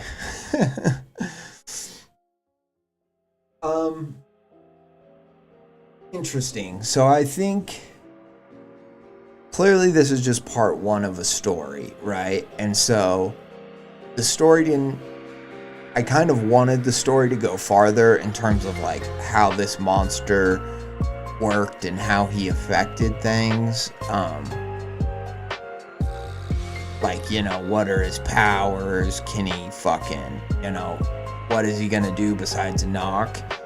And obviously like that didn't happen. It was just a lot of knocking and whatever, which is menacing, but I do think like the knocking part went on for kind of long. I think maybe you could have just had like the whole knocking bit and the drugs and the apology to his brother and just be like, I'm getting high, and that could have all been kind of in one section, and then he could have been like, oh, and then all of a sudden I woke up. which it would have been a lot happening at once, but I also think because nothing more happened with the squatter, it was like the story had reached its crescendo, and then the crescendo just kind of kept going on too long, which made it less interesting. And also to then have there be knocking, but oh, it's just the delivery guy. Like, it kind of makes you wonder, like, you know, was all this just a hallucination to begin with? Is this whole story, where we get with the beginning, where it's talking about these accounts were compiled, blah blah blah, and this project is of paramount importance, so naturally everything seen here is privileged. If you find any errors or find anything is missing, please contact blah blah blah. If you find any of this disturbing, counseling will be available. If you decide to opt out, please be sure to forward this to our mutual friend, from Jeffrey H, and then say happy birthday to Sarah. So none of these characters have come up yet. I'm guessing they will come up in later parts of the story. But kind of my initial take on it is that I'm intrigued, right? I'm intrigued because this is just one account in relation to what seems like these maybe it's mushroom related, or maybe mushrooms are the cure. Maybe there's something else that kind of infected him or made him go insane in the wilderness, and maybe the squatter was real, maybe it wasn't real, but and maybe the mushrooms kind of snapped him out of it, and the whole reason he's like, the sky looked bluer, but I just haven't seen it in a few days. I do wonder if the same way that sometimes people, when coming off of hallucinogenics or even while on them, but it's more common, I think, after a trip that you're like, wow, colors look really bright and amazing, and it's kind of like whatever, your body clearing the hallucinogenics, it kind of leaves this afterburn effect that like colors just look more vibrant. And so yeah, I think that is kind of an interesting touch on the story. It's an interesting take. I assume that in our nether parts we're gonna have mushrooms popping up again. We're also gonna have, it's going to kind of walk that line where it's like each thing, it's like, could it be a hallucination? Could it not be? And, maybe this whole cataloging of these accounts is, it could be that like they're cataloging supernatural sort of things, or it could be like these are the ways in which, spores or mushrooms,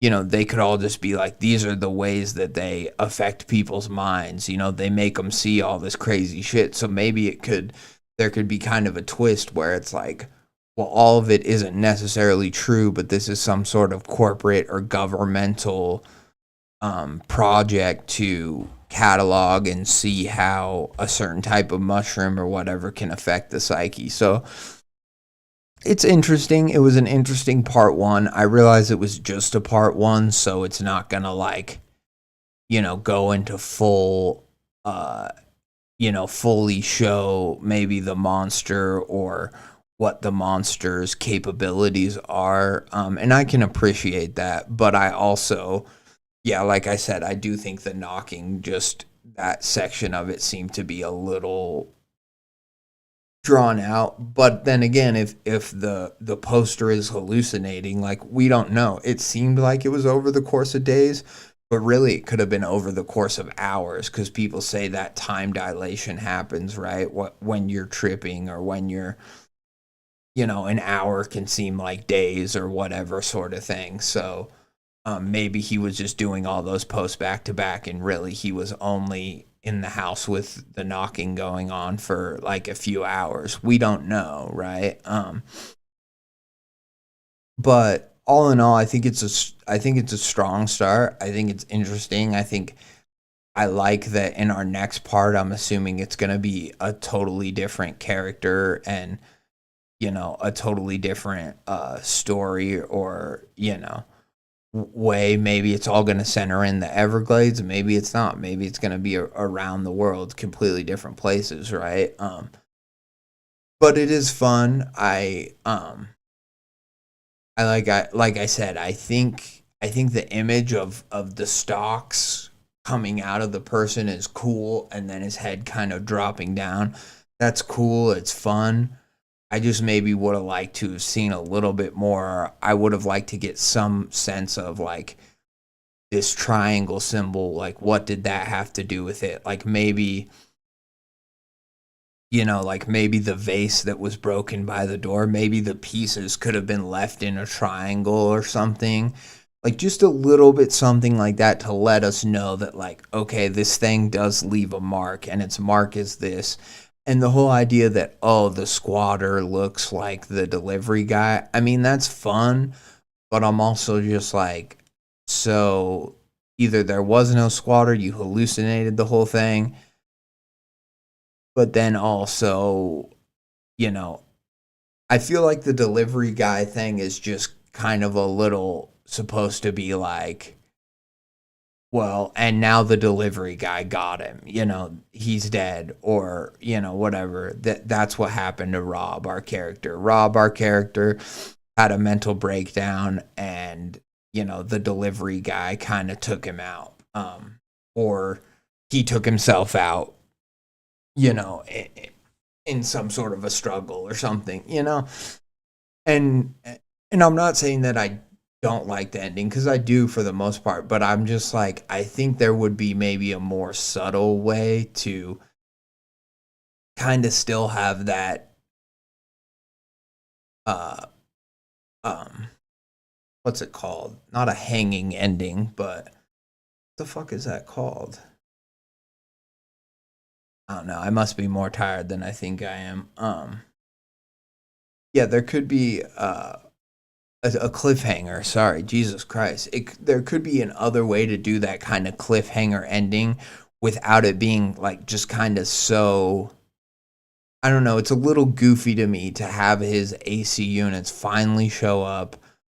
The heat's driving him crazy. He's been waiting for these goddamn AC units and they finally show up, but it's like, oh, the squatter looks like the AC guy.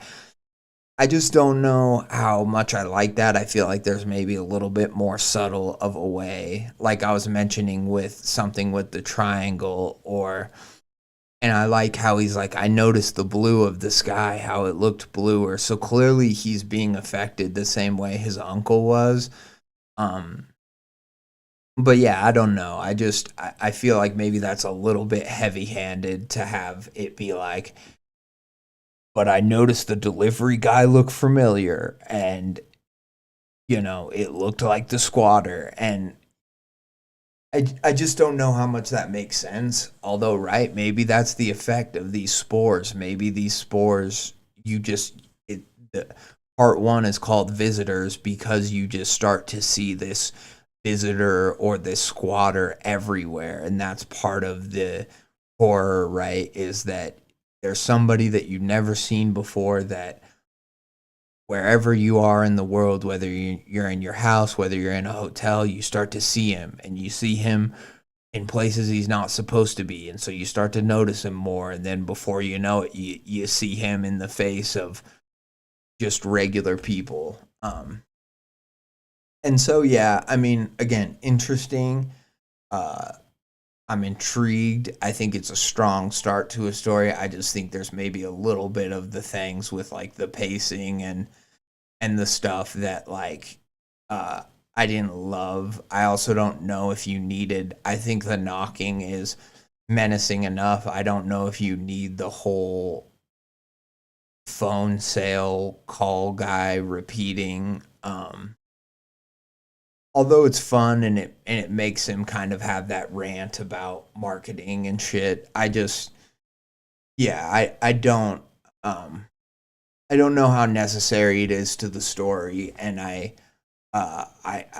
again, with the pacing of that last part, I do feel like it reached the crescendo and then it just kind of stayed there a bit too long, because nothing was happening, right? He was just locked up in a room with the pounding going on, and the polite knocking, just the. And I don't know, like, is it a constant, like, because he just said it's polite knocking, and then later it was like more constant or whatever. But I'm like, is it just a polite, like, you know?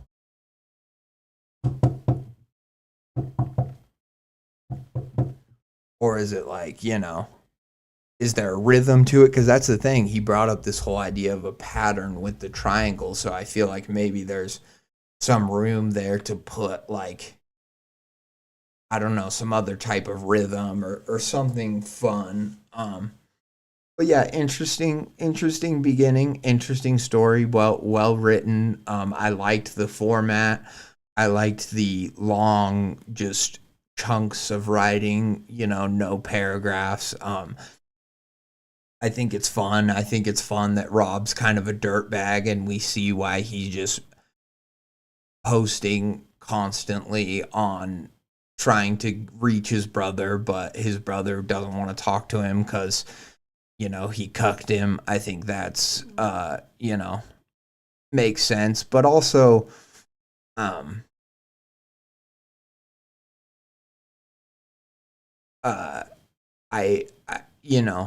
I wonder if this will ever be explained, why it's on the Housewives Weekly newsletter. It was recovered from a reply to a blog. So the blog was called Housewives Weekly Newsletter on a post called How to Do Dishes the Right Way.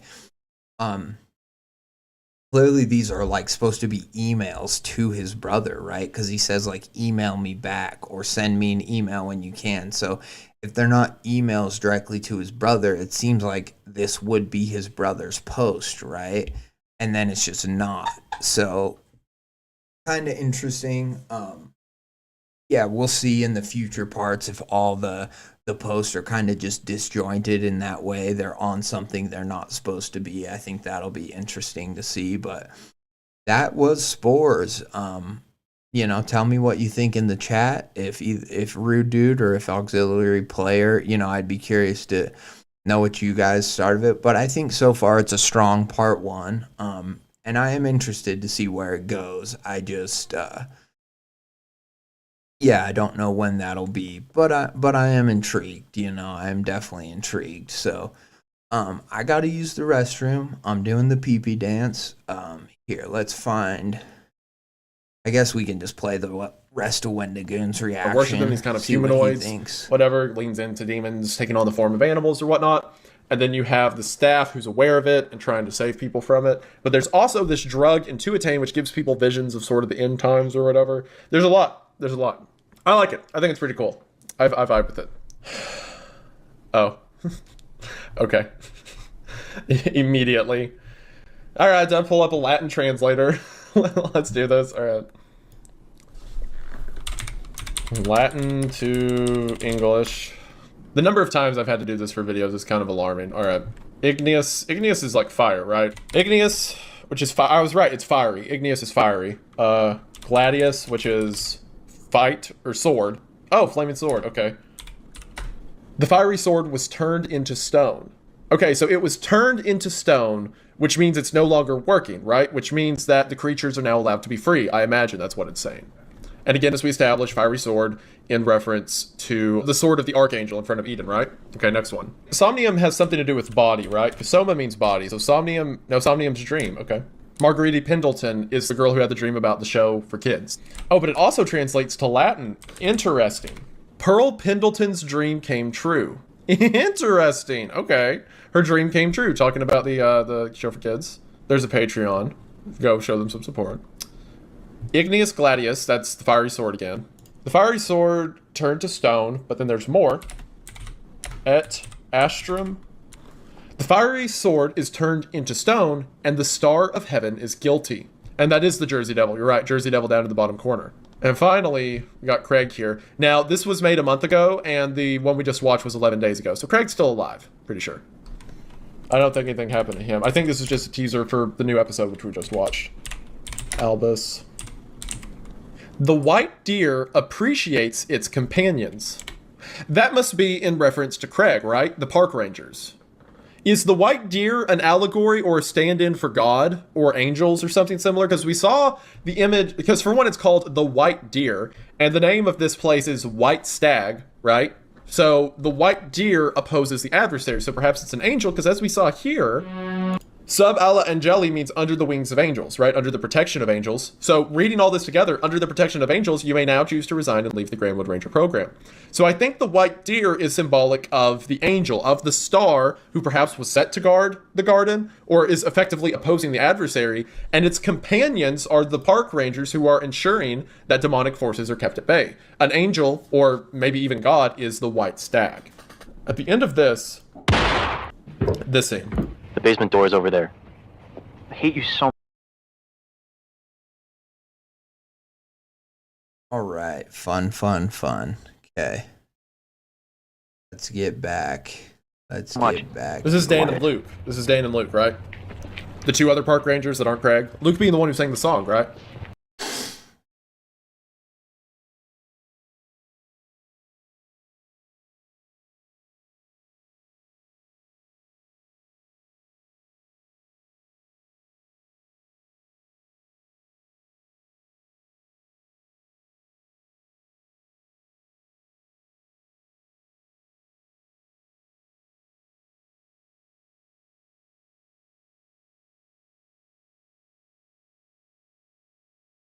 All right, let's get into dim hours now. We've been going for 2 hours. We'll definitely read some more. I plan to get to all 4 of these stories tonight or today, but we'll see. And I know maybe the people who were here at the beginning. Oh, Rude Dude just commented. Interesting how it's still part 1 and our character's already losing it. Could set up something more crazy to come. Yeah, that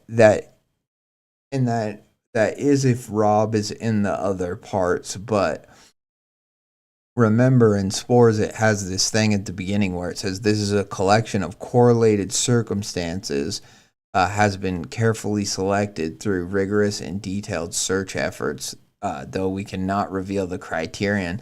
So it's like, who knows? Maybe Rob will appear in the other stories. Maybe he won't. We don't really know, right? So that's fun. That's a fun way to start because, yeah, I'm interested in what happens to Rob, but I'm also interested in, in everything else that kind of goes on, right? I'm interested in a new part that's connected to this that has new characters as well. I also want to know who Jeffrey H is, who Sarah is, and who is theoretically posting this stuff, right? So very fun. Yeah, and the fact that someone's already lost it in part 1, that's kind of leading me to believe that maybe all the stories in the series are gonna be people losing it, in one form or another. So that'll be interesting to see how that changes in the future. But yeah, so far a cool part 1, and now we're on to Library of Shadows, which is I think where it was posted to by Kay Ehrlich, called Dim Hours, and it says my first story on Reddit. Enjoy. So, well, congrats to you, Kay Ehrlich, for posting that first story. That's really cool. Congrats on that, my dude. And yeah, let's get into it because I'm interested in the title of Dim Hours. Maybe this will be about the early night or the early morning, kind of thing. Who knows? That's a really open-ended title, but As far as I know, this is the only part of this story, so we're gonna get the whole thing. It's fairly long. I'm having to do quite a bit of scrolling here, but yeah, we don't know. But should be fun. I like a story that's it's gonna be everything in one. I like that. So it's one part. We're gonna get it all, or we're not gonna get. We're gonna get it all or nothing. But yeah. So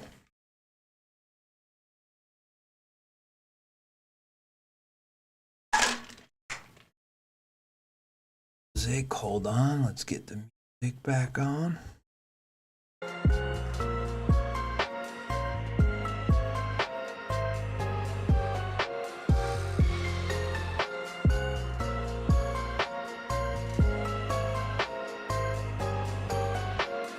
Alright. Sometimes people get stuck somewhere in time. Hours pass, but the world seems like it's already stopped. The second hand on your watch keeps ticking, the ice in your drink melts away, and yet time refuses to move forward. It was one of those nights for Tommy. Interesting. Okay. So the dim hours is maybe a reference to like a time of day or something where time moves slower, or maybe things still happen, but it's like light doesn't travel as quickly or something. Dim hour, kind of interesting. But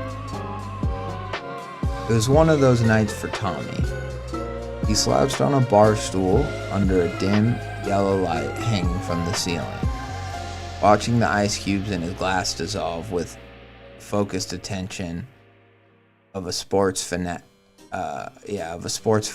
watching their team's final match. So a few things. From the word match, I think we can assume that possibly British writer, or at least European.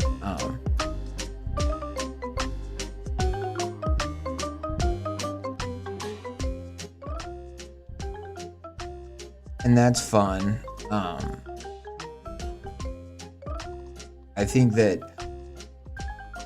the whole idea of like time dilation, or these times when things seem to slow down, and some things still pass at the same speed, but other things just seem to stretch on.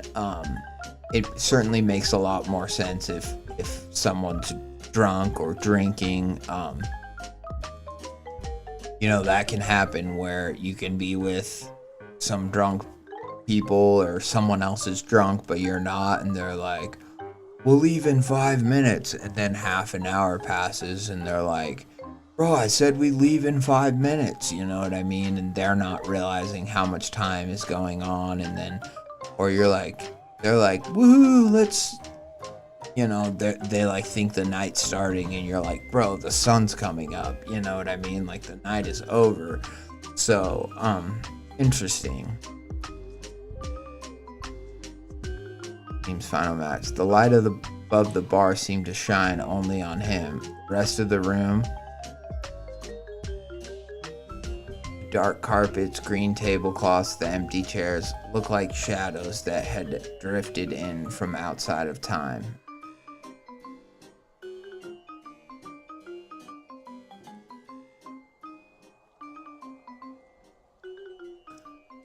Dark carpets, green, and empty chairs looked like shadows that had drifted in from outside of time. That's a fun description. It also leads, yes, he's in a bar and maybe it's late and so it's kind of empty, but it also leads you to kind of think that maybe we're in a sort of an afterlife, right?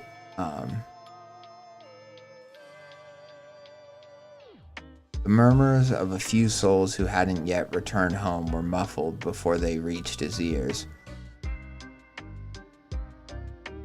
twisted as if wrapped in cotton. Bartender wiped the glass. The bartender wiped a glass without saying a word. In fact, Tommy didn't recall him speaking even when he first sat down.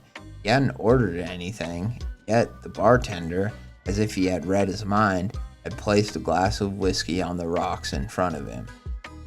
Given the fact that Tommy had spent the last few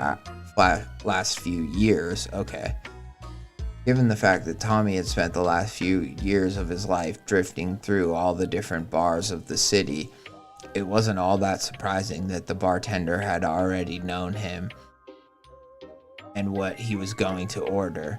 He slowly lifted his head from his drink and studied the man.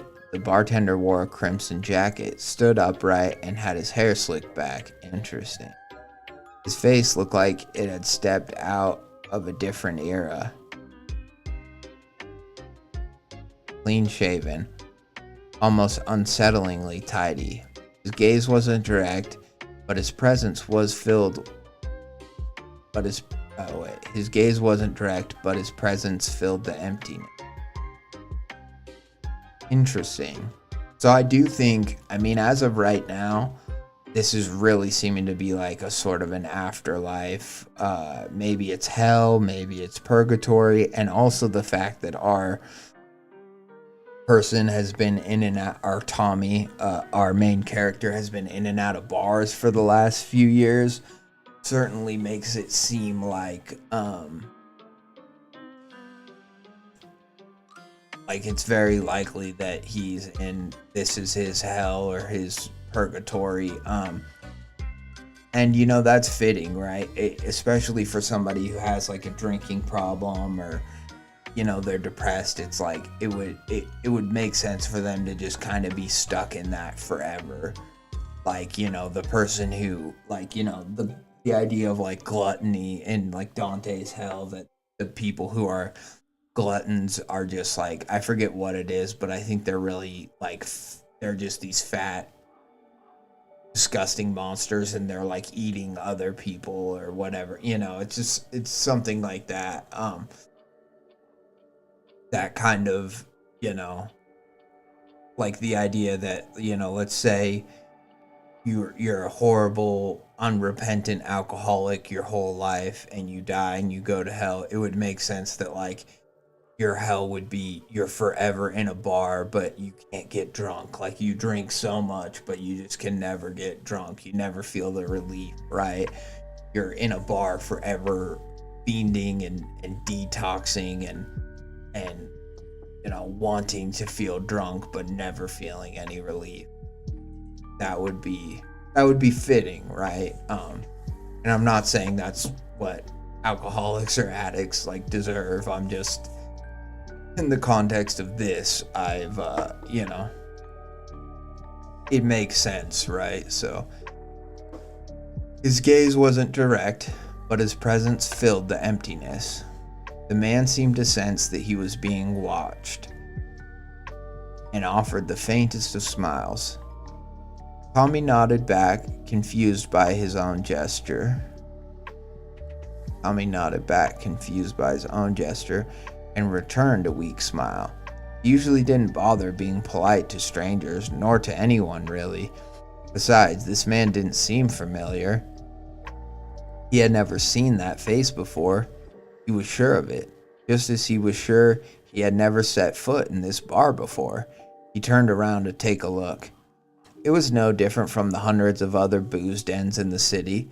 The walls were covered in dark walnut panels, marked with scratches and cigarette burns that portrayed their age.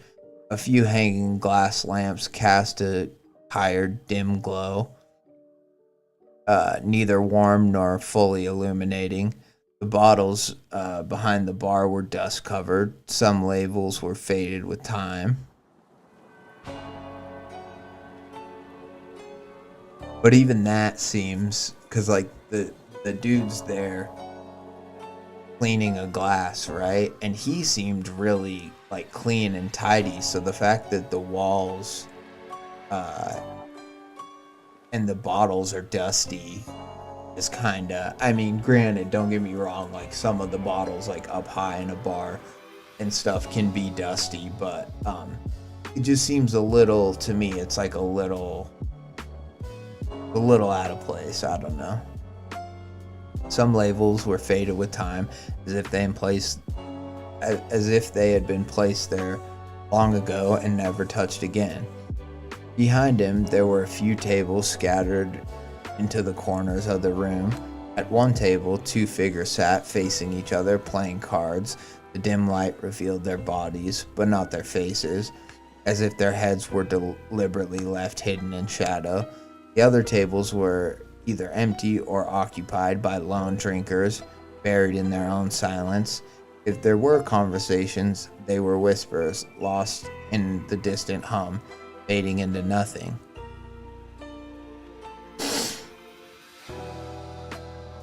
The bar's windows opened onto the dark outside, but nothing could be seen beyond the glass. A storm raged outside, slicing through the night like a blade. Branches thrashed in the wind. Broken limbs occasionally tapped the windows as if begging to be let in. The rhythmic thuds blended with the heavy stillness inside, spreading a strange unease. Shadows of the branches danced on the windows, creating shapes that flickered across the bar. An eerie illusion, like a puppet show staged by amateur puppeteer. By an amateur puppeteer. Like a puppet show staged by amateur puppeteer.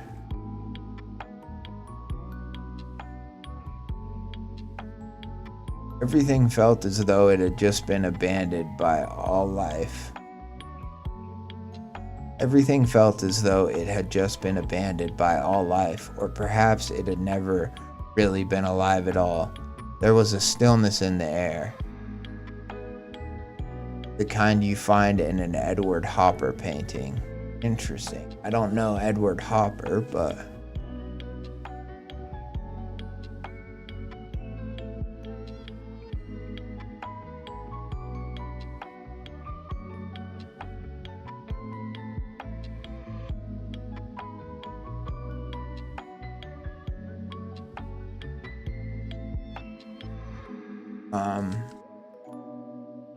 so sorry, I'm gonna look this up on my phone because I think my computer,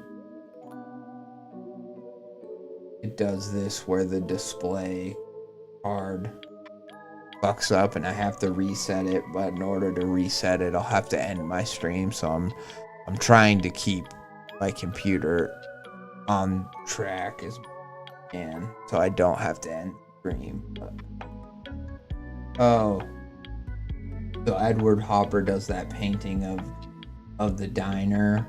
It's like really empty, like Philly's Diner or whatever. So that makes sense, and that's a good description for what this bar sounds like. Now, I do want to say one thing that is eerie to me, or that it hasn't mentioned, is every bar I've pretty much ever gone in, I guess maybe not every bar, but most bars have some kind of music, or they have like games playing on the TV. So that the fact that it hasn't mentioned either of those things to me is, I mean, it fills with the idea of this emptiness and this eeriness, and that you can only hear the branches on the outside, and if anyone's talking, they're only whispering, sort of thing. But I don't know. I also don't like this.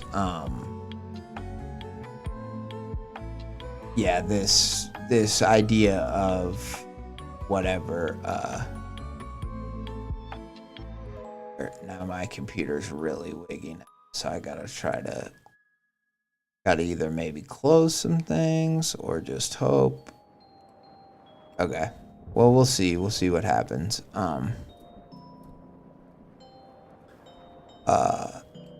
Yeah, but my point is that the emptiness, and that the fact that he hasn't mentioned any music yet, or any like television sounds or anything, that again just kind of, I think, props up the idea of this is an eerie bar, this is an empty bar, this doesn't seem like a real place. Because every bar I've ever been in either has stuff on the TV with, don't get me wrong, a lot of times the sound is turned way down, or it's the TVs have no sound, or there's music, or there's both, right? There's usually both. So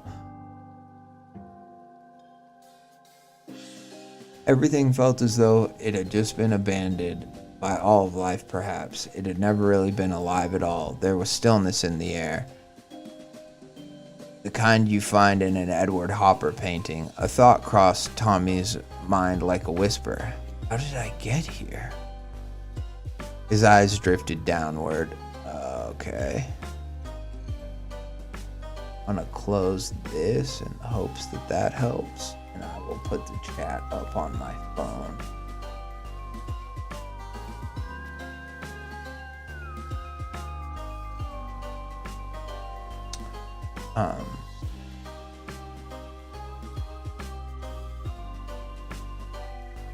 How did I get here? His eyes drifted downward. His coat was still on, dry, even slightly dusty in places. There was no mud on his shoes, and his pants showed no sign of rain. That could only mean one thing. Despite the storm outside, he'd been sitting here for a while.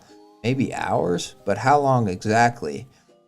And see, this is frightening, but for somebody who's an alcoholic, or even just a heavy drinker but doesn't consider themselves an alcoholic, like, this can happen where, your brain, I think he mentions it in Mother Horse Eyes, but he's like, your brain just comes online after days of drinking, and he like came online with it when he was fighting his parents or something like that.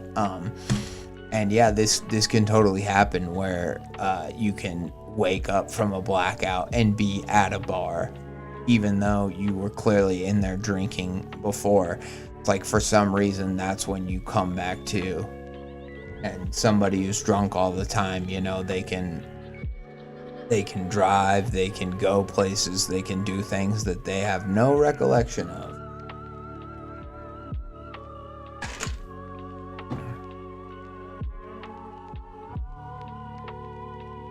But for his gaze shifted to the large, round, old-fashioned clock on the wall out opposite the bar.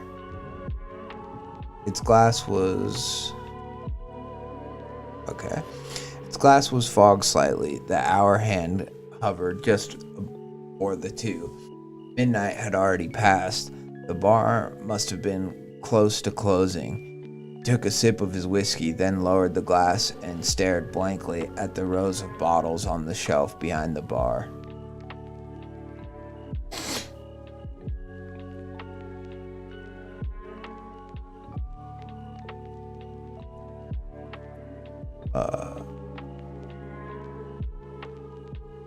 Most of the labels were unreadable, the letters blurred, the colors smeared together, as if time had melted them into unrecognizable ghosts of their former selves.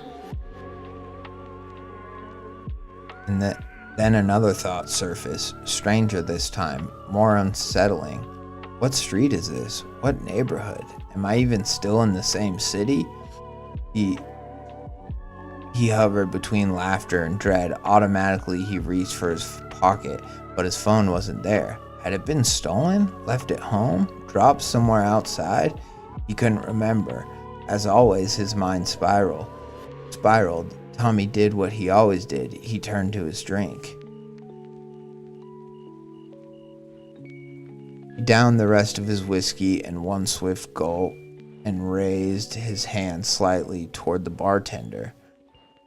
Without saying a word, he didn't have to. The bartender was already approaching, silent, with the bottle in hand. Bartender refilled the glass without a word. Then, with a small metal tong, dropped in two cubes of ice. The ice hissed faintly as it met the liquor. then fell silent, like everything else in the room. Just as the bartender was about to pull away, Tommy suddenly spoke. "Hey," he said, voice low at first, then firmer. Where are we?" The bartender paused. He turned and smiled at Tommy.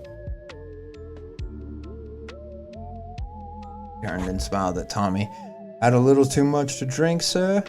he asked, polite but laced with something almost mocking. "Had a little bit too much to drink, sir?" Polite but laced with something almost mocking. Tommy narrowed his eyes. "Yeah," he said bluntly, then paused, furrowed his brows. A dull throb pulsed at his right temple. He raised a hand to his head. "I mean, maybe," he muttered. I don't remember. Did I really drink that much?" The bartender offered a tired but measured smirk. "Hard to say," he replied. "But yeah, you've had a few already." After a beat, he added, "Actually, you smelled like alcohol when you got here." Tommy nodded slightly, almost to himself. "Figures," he sighed. His hand returned to his temple, rubbing it gently, as if he could scrape the fog from his mind with his other hand. He messaged his brow, then he asked again, this time more clearly. "But seriously, where are we?" The bartender paused, turned to Tommy with a blank, worn-out face, this time without a smile. His voice was nearly a whisper. "Home isn't far from here," he said. Interesting. So yeah, clearly,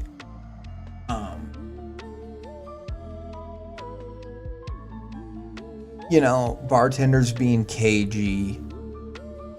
The emptiness of this bar is troubling, the bottles being blurry, stuff like that.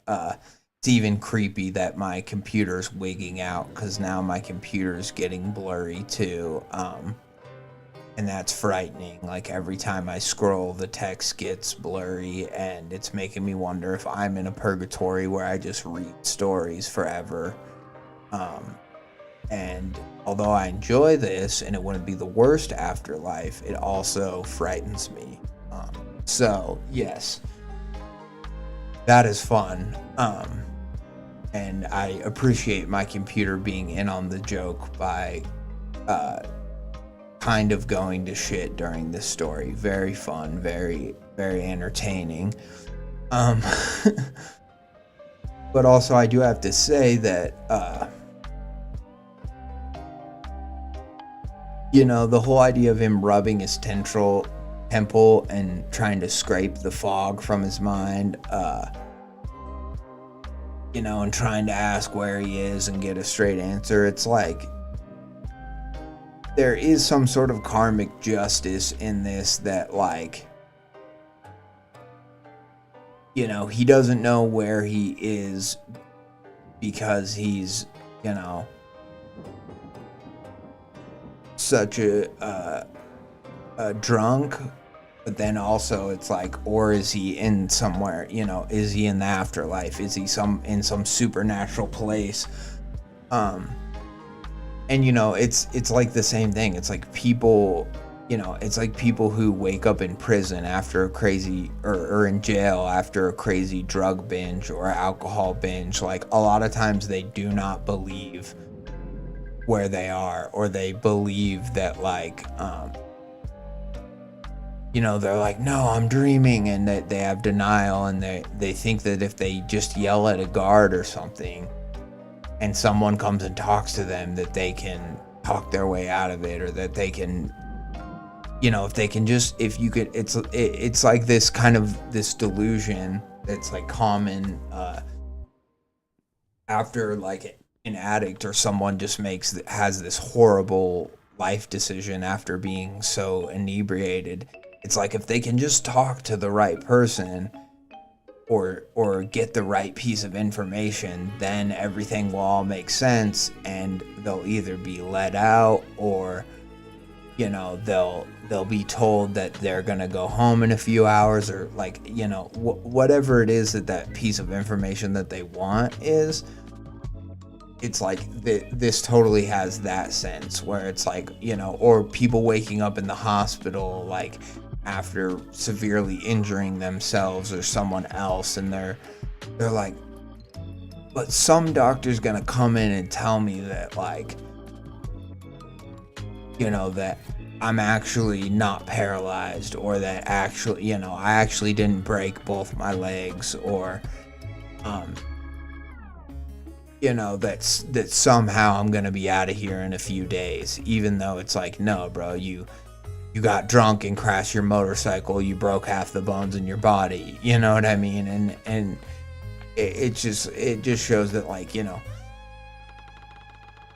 denial and stuff can be so strong that it takes people, even if they're not fully intoxicated anymore, they're just coming out of it, can take a while for you to like sober up, but also for your brain to come to terms with like what is your actual situation now, and that's kind of where I'm thinking the horror of this story is going. It's not a in your face like scary monster, but it's the horror of an entirely new circumstance, of a new situation, and that in this situation it might be that Tommy's dead. It might be that he's in some sort of purgatory or afterlife, and it certainly seems to be leaning that way as far as the story goes. So, and that is fun. That is very fun.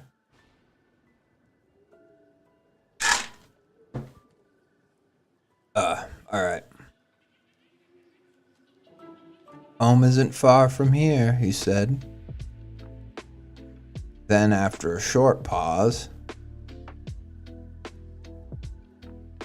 you didn't go too far. You're right where you're supposed to be.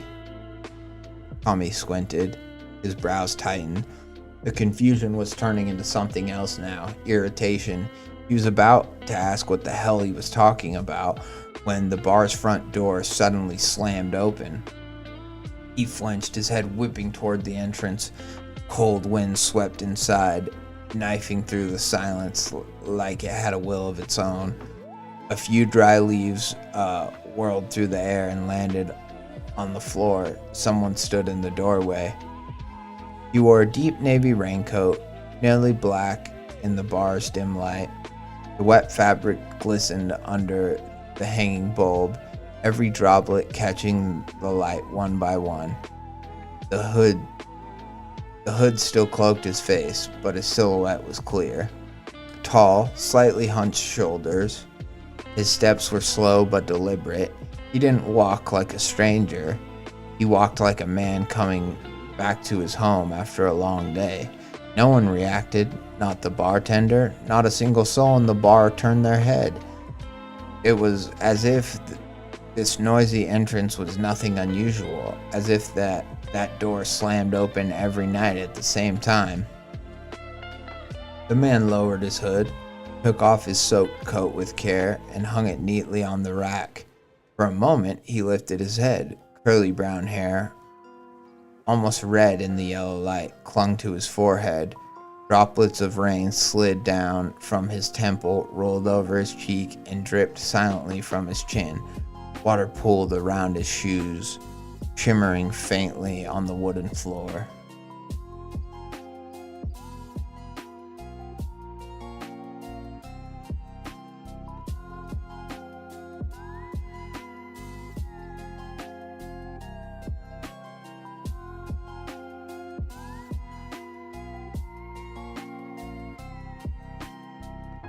He didn't look around, didn't hesitate, walked straight to the bar, right to Tommy, passed through the empty stools and sat down beside him.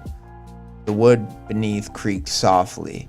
His arm brushed Tommy's, not by accident, but intentionally, like an old friend sliding into his usual seat. The moment he settled, the bartender broke the silence. "Welcome back, Sam," he said. His voice was gentle, oddly so, like the man greeting a regular customer automatically, but warm. Sam didn't turn his head. He just smirked slightly, the corner of his mouth curling. "Thanks." "Thanks," he said cheerfully. His voice didn't belong to someone who had just come in from a storm. It wasn't cold, wasn't tired. In fact, he seemed relaxed. The bartender didn't wait. "The usual?" he asked. This time, Sam tilted his head slightly, eyes darting sideways towards Tommy, still smiling. "Yeah, the usual." Tommy instinctively turned away. Sam was still smiling. For someone who had just walked in, he looked far too comfortable, too at home. His green eyes glinted under the yellow light, almost glowing.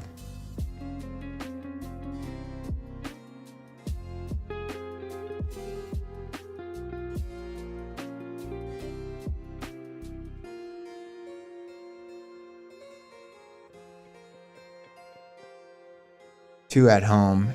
His green eyes glinted under the yellow light, almost glowing. There was a strange clarity to them, especially around the pupils. Even though he never looked directly at Tommy, his gaze lingered somewhere near enough to gnaw at the edges of Tommy's nerves.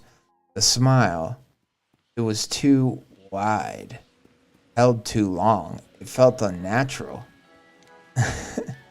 Tommy could feel it. Even with his head turned away, he was certain. So the guy's just like, waiting for his drink. The man was watching him. He could feel the stare, like a warm weight resting just above his shoulder. Something stirred inside him.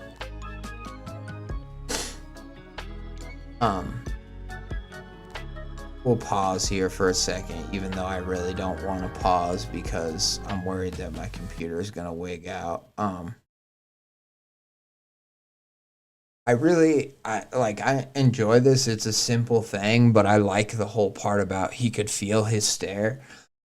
I've always wondered it, if this hasn't happened, I want someone to do this experiment, but you've always heard that you can feel someone's watching you. And I believe it's true. Like, it's such a common thing throughout all like literature and all time where they're like, I could feel like something was watching me or someone. And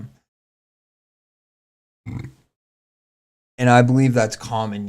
Instincts are a real thing. Like soldiers, a lot of people talk about how your adrenaline and something in your lizard brain knows you're in danger, even though intellectually you don't know why.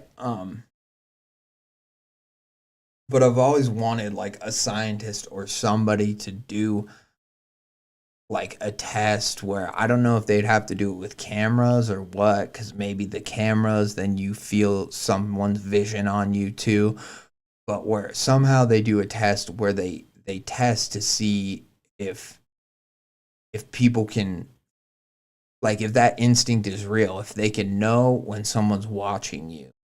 And like, I don't know if you click a button or what you would have to do, but it's like, I just want to know how good that instinct is and if everyone truly has it. You know what I mean? Like, I don't just want to know if it's real. I believe it is real, but I want to know to what extent can people accurately determine whether they're being watched or not. And maybe you'd have to do it like in a crowd or something or like do it in different situations, change the variables and prove it over and over again. But I think it would be really interesting to know, as far as like instincts go. Does everyone have that instinct? Does everyone know can they feel when someone's kind of watching them purposefully? You know what I mean? Can it just be something as simple as like, someone just happens to be looking around and then they kind of pause on someone for a second and then they don't even realize they're looking at just one person. They are, but then that person looks up and looks right at them like, like how accurate is that instinct? I've always wondered. I've always wanted to know that. And I like this scene for it. I like this idea that the guy comes in super at home, maybe kind of like a Grim Reaper type character, or like maybe Sam's like the one who's gonna take, maybe this is a purgatory and he's there to like take him to the afterlife or move him on or whatever. But he sat right next to Tommy, so it's like it does seem like he's there for Tommy. So yeah, it's just interesting, right? It's an interesting scene. It's fun.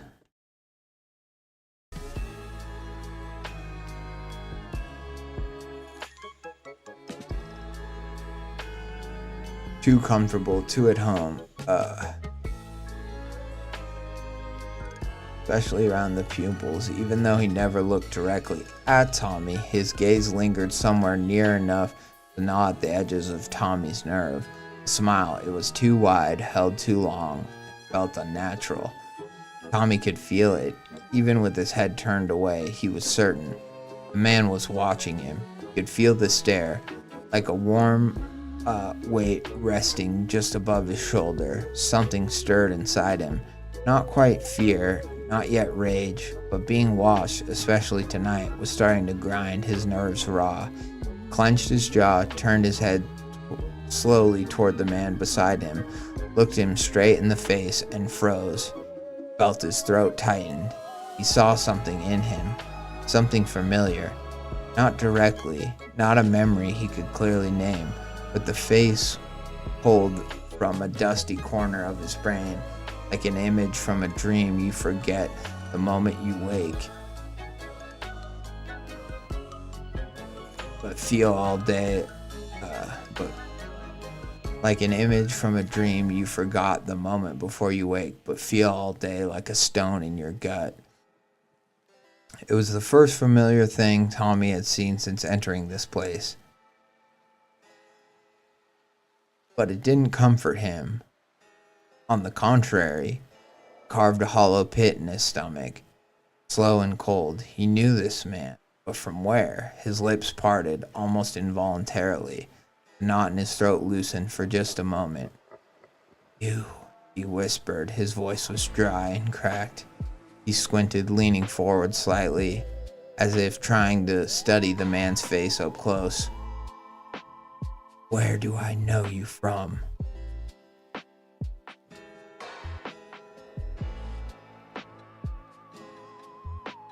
He paused, then asked again, his voice steadier now, with a touch of suspicion. "Have we met before?" The man smiled, didn't falter. His eyes still held a faint gleam. He shook his head just slightly, as if genuinely disappointed. "I'm hurt you don't remember me, old friend." So creepy. I hate that. I mean, this is the funny thing, is like, clearly this story is, a man in a bar. It's in a bar that's like, could be purgatory, could be the afterlife, we don't know. But there also is another level of horror to this, when if you're in a bar alone and you just want to drink alone, and then some happy drunk, and you're there to sad drink, right? You don't want to be cheered up. But some happy drunk is sitting next to you and he just wants to talk to you, and he was like, "Don't I know you from somewhere?" Or, something kind of like that. And this is kind of giving those vibes of like, "Oh yeah, like, let's talk about sports," or blah blah blah, and the guy's like going on and on about something on the TV or the music. I used to tour with Van Halen, blah blah blah, and he's like giving you his life story, and you're like, "God, will this guy just shut the fuck up? I just lost my house," or "I just found out my wife's cheating on me," or whatever it is. Me and my girlfriend just broke up. I just want to drink and be in peace and not feel witnessed in any way. And then this dude just giving all of you all of his attention, and he just cannot take a hint or anytime you're just giving him these short bullshit answers, he's just like, yeah, I know what you mean, man. I blah blah blah. And so there's that whole other level of horror to it of, you know, the drunk man, or the talking. Maybe he's not even drunk because, you know, he just got to the bar. Maybe he's just a real talkative, nice guy, but it is just the exact wrong person at the exact wrong time, and you're just like, God damn it. I love it. It is you know, it's unsettling, but it's well done, you know, in this story, and I don't know if it's fully going that way. I believe it is going in a more supernatural direction, but I like it. You know, I like it. Inkling. He shook his head just slightly, as if genuinely disappointed. I'm hurt you don't remember me, old friend. There was still ease in his voice, but now something else lurked beneath it, a softness, so faint it is almost unnoticeable, a trace of mockery. Tommy's brow furrowed. His hand reached for his temple again. So, we do know each other? His voice was lower, subdued, as if he already knew the answer but had to ask anyway.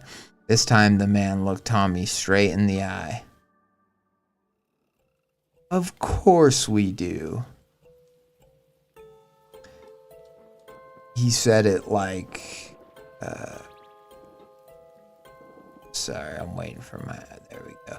He said it like stating the weather or the date. Certain, flat, and beyond question. Of course we do. No hesitation or a need for explanation. Them knowing each other was like gravity, an undeniable fact. Just then, the bartender returned.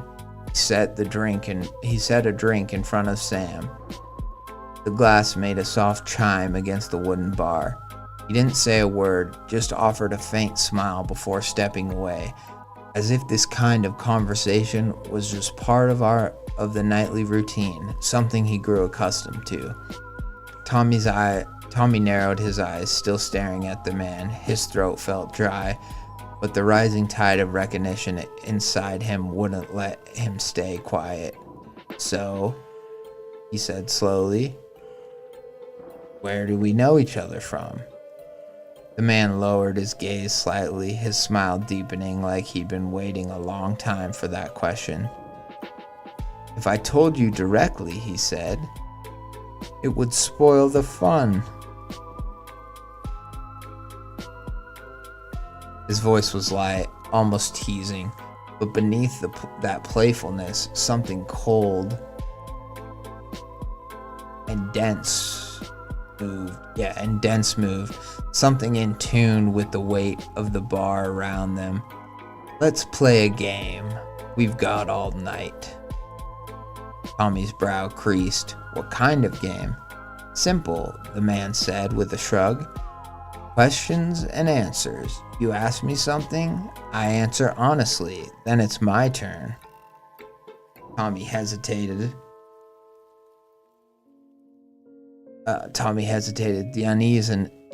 The unease inside him began to stir, but there was something in the man's eyes. That strange bitterness. Was it courage? Confidence? Whatever it was, it kept Tommy from stepping back. He felt somehow that this man was the only way he'd get answers tonight. He reached for his glass and took a sip. The taste was different now. It felt harsher, sharper. Okay, he said. My first question is, how do we know each other? The man chuckled, warm, friendly, like an old buddy.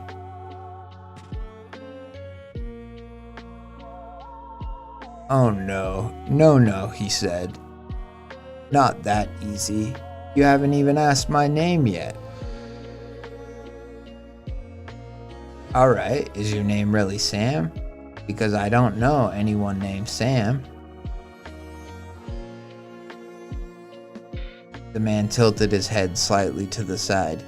Yes, my name is Sam, he said, eyes never leaving Tommy's face. He rubbed his chin and stared off into the distance.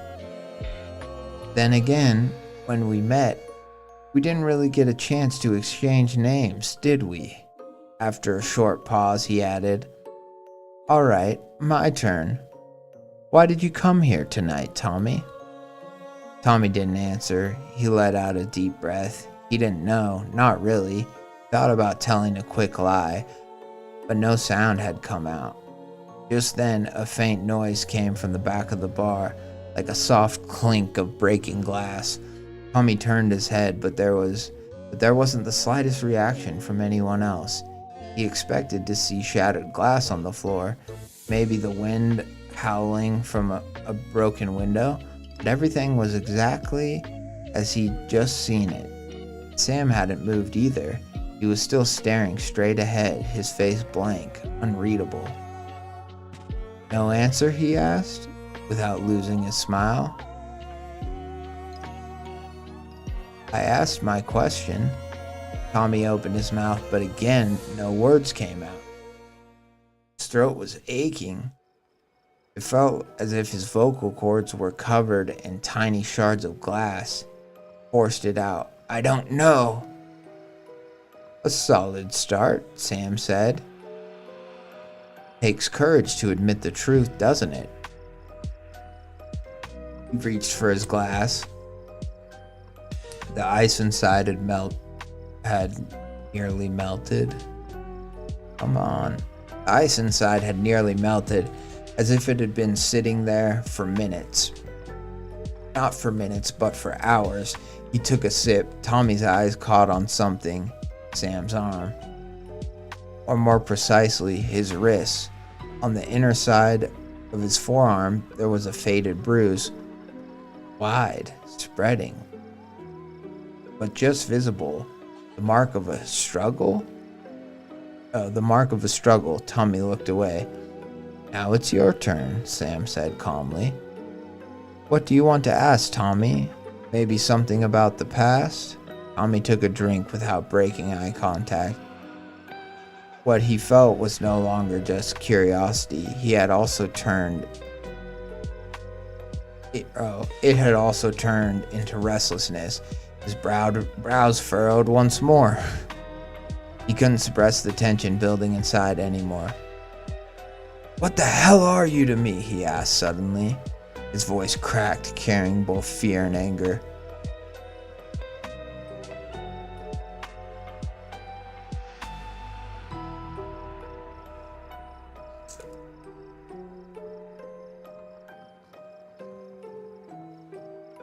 Sorry, I'm just writing down some notes for once I'm done.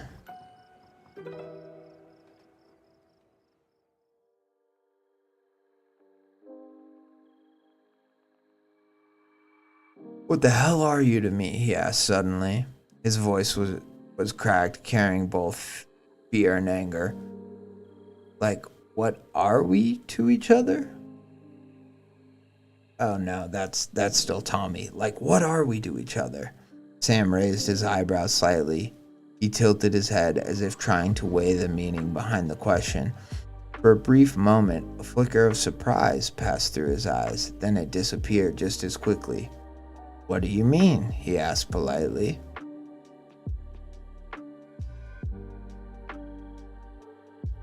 Tommy answered right away, his breathing heavier now. Were we co-workers? Did we go to school together? Are we from the same neighborhood? Sam smiled, but this time the smile had hardened. Tommy, he said, like a teacher gently scolding a student. Do you really think I could have been your co-worker? He began to turn his glass slowly in his hand. How many days in your life have you ever held a steady job? Don't you remember all those times you worked for 1 month and disappeared for 3? You never went to college either, and high school, well, that's barely even a memory for you. Tommy's initial anger started to collapse under something else, fear. This man knew too much, far too much. Sam's grin widened. It no longer looked friendly. It was stretched and cold. A few years ago? few years ago, he said. Far from here, in your hometown, in a bar just like this one. That's where we met. In my hometown? Tommy repeated. In my hometown? Tommy repeated in a whisper. He wasn't questioning. It was like he was trying to remind himself. The word hometown unlocked something nameless and deep. Sam nodded. Yeah, small place, dingy, sold cheap gin. It was raining that night, too, just like now. His voice was still calm, but the rhythm of his words slowed, like he was savoring the moment.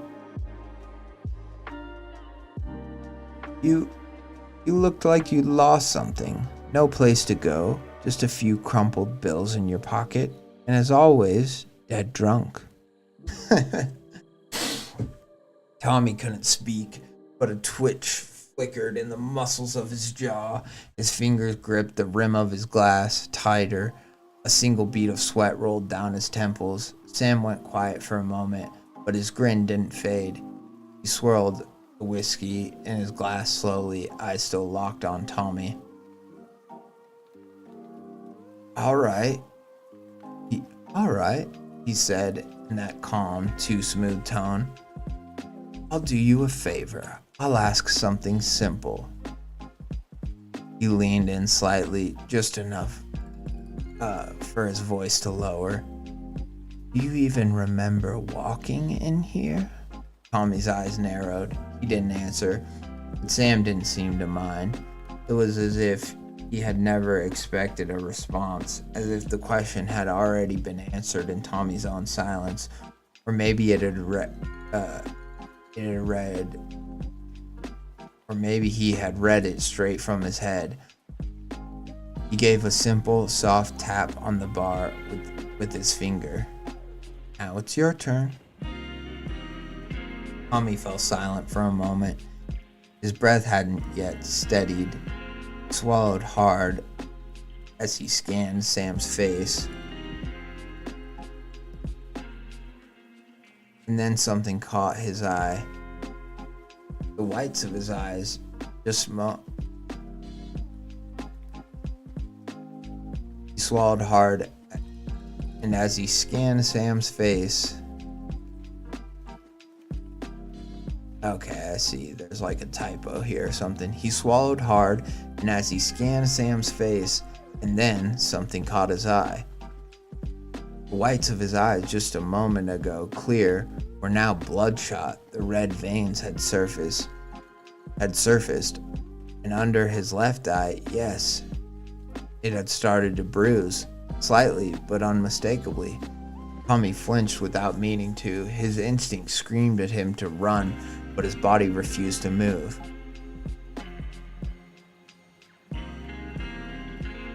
All right then, he said, more cautiously this time. What did I do to you?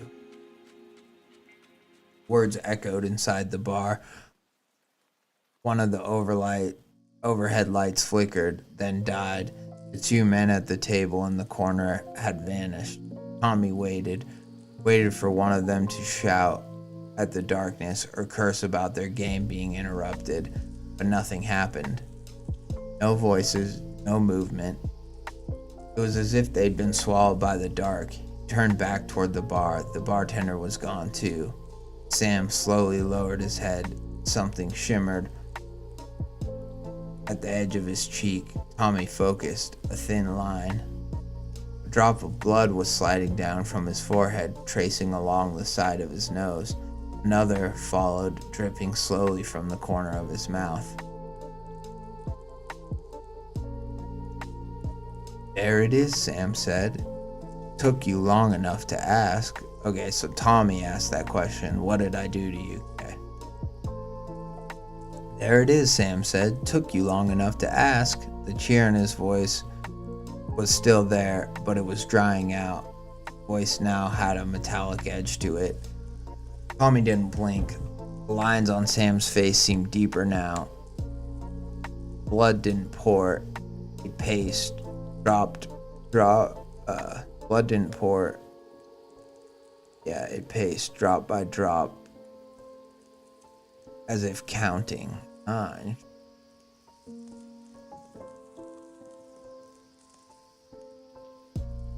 His face was still his, and yet not. Tommy felt as if another face was hiding beneath his skin, waiting for this one to fall down so it can reveal himself. The dull, shapeless fear inside him began to take form again. Recognition. "What did I do to you?" he asked again, this time more quietly. "What did I do to you?" he asked again, this time more quietly. But Sam didn't answer. He simply reached out, picked up his glass, and took a sip. The rim of the glass smeared with blood from his lips. He set it down. The glass made a soft chime against the wood. Then Sam finally spoke.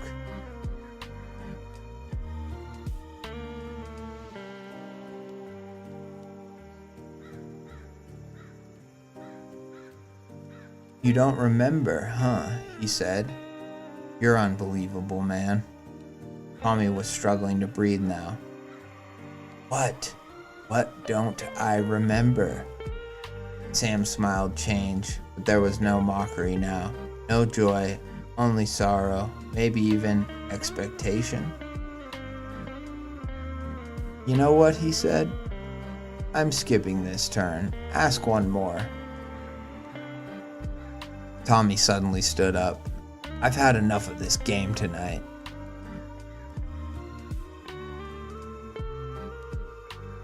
He had just turned toward the door when Sam's hand shot forward. The bar stool crashed behind him with a heavy thud, but no one looked. No one reacted, because there was no one left around. Just the two of them in this dark, locked-in scene. He grabbed Tommy's wrist from the table, tried to pull away, but nothing happened. Sam's grip locked in a steel vise. A burning sensation started on his skin. He felt his arm being forced downward, pressed against the table's surface. "Come on, man," Sam said. His voice was angry. "Come on, man," Sam said, his voice angry. If anything, his voice wasn't angry, god damn it. If anything, it was almost polite. Okay, we get it. Sam's polite. Like, that's the thing, is okay. I'm trying not to get a little saucy, but I get it, that I realize that, like, Sam has this fake attitude of politeness, and then sometimes he is polite, but there's fear underneath, or there's not fear, but there's, like, it's menacing. And then like, I don't know. I guess I'm just kind of like, I just want to know where this is going. Clearly, you know, he killed Sam, Tommy killed Sam or did something, but it's like, I just am I get the affect of the characters. The narrator doesn't need to explain that it's like, "Come on, man," Sam said. His voice wasn't angry. If anything, it was almost polite. Like, that's been pretty much Sam's affect the entire time. So at this point in the story, like, it just is getting in the way of the pacing, in my opinion. Like, you can't just leave the game halfway. Like, we know how he's sounding at this point, and so unless there's a significant change in Sam's affect or character, like, at this point we just kind of need them to get to the point, you know. Tommy pulled with all his strength, his shoulders strained, muscles tensed, jaw clenched, but his hand didn't move, not even an inch. It felt like his arm no longer belonged to him, but to the table. A low grunt escaped his throat, then a rough, ragged breath. His chest rose and fell like a bellows. He lifted his head and looked at Sam. His whole body trembled as he finally spoke, voice broken and thick. God damn it. His eyes welled up. His voice cracked. What did I do to you? 2 tears slipped down his cheeks, which he didn't bother to wipe away.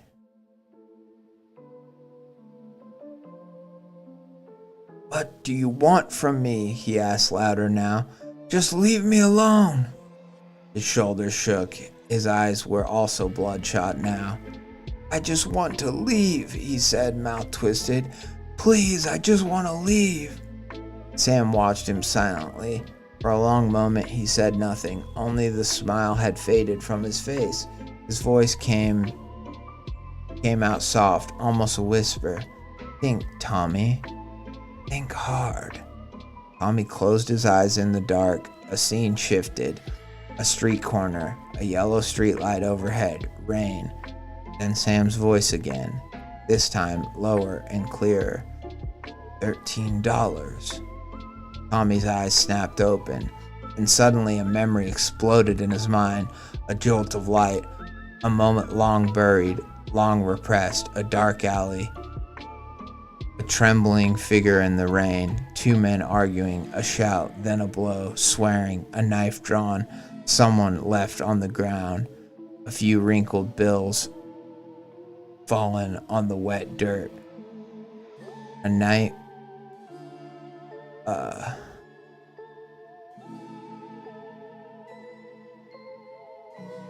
with no name, sealed in shame.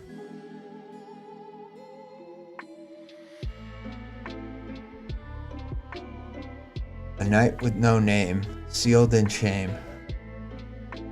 No, Tommy whispered, his eyes drifting away. No, this can't be. Yes, Sam said. To you, my life was worth $13. Tommy staggered back, his knees buckled, he nearly collapsed. Please, he begged.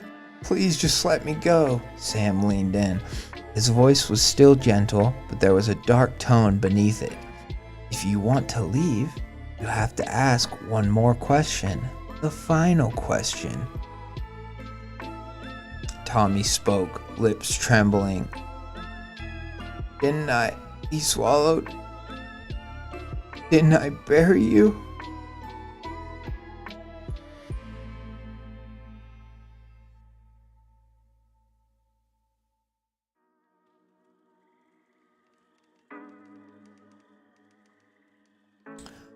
At that moment, didn't I bury you? At that moment, Sam's shirt shifted like fabric catching wind. His chest was soaked in blood, dark red, some dried, some still fresh. At the center of his sternum, a gaping wound. Not bleeding anymore, but still there. His sleeves, shoulders, and the hem of his shirt were stained with earth, sticky, clinging soil, still damp in places. Tommy saw patches of mud caked onto his arms. Dark and wet, Sam lifted his head. His expression was full of sorrow. And then he lunged. Before Tommy could even scream, he was thrown to the floor. Sam landed on top of him, his hands clasped tightly around his throat. Tommy flailed, pressed his hands to Sam's wrist, tried to push him off, but nothing changed. The fingers at his neck might as well have been forged by metal. His breath was cut off. The world began to shrink. His vision dimmed. Remaining lights, the bar's dim bulbs began to flicker. Everything around him dissolved. Sounds faded. His mind was echoing. His vision was dark. It was as if he was sinking into a deep, silent ocean. One last flicker of light.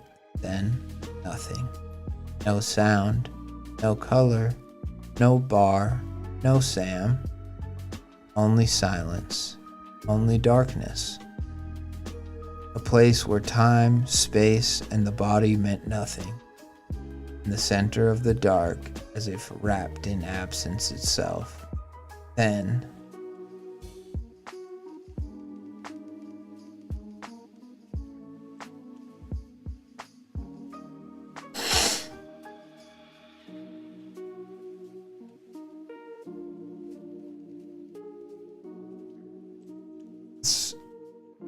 a soft ticking sound, faint but clear, like a clock in the distance, and then another sound, closer now, more familiar.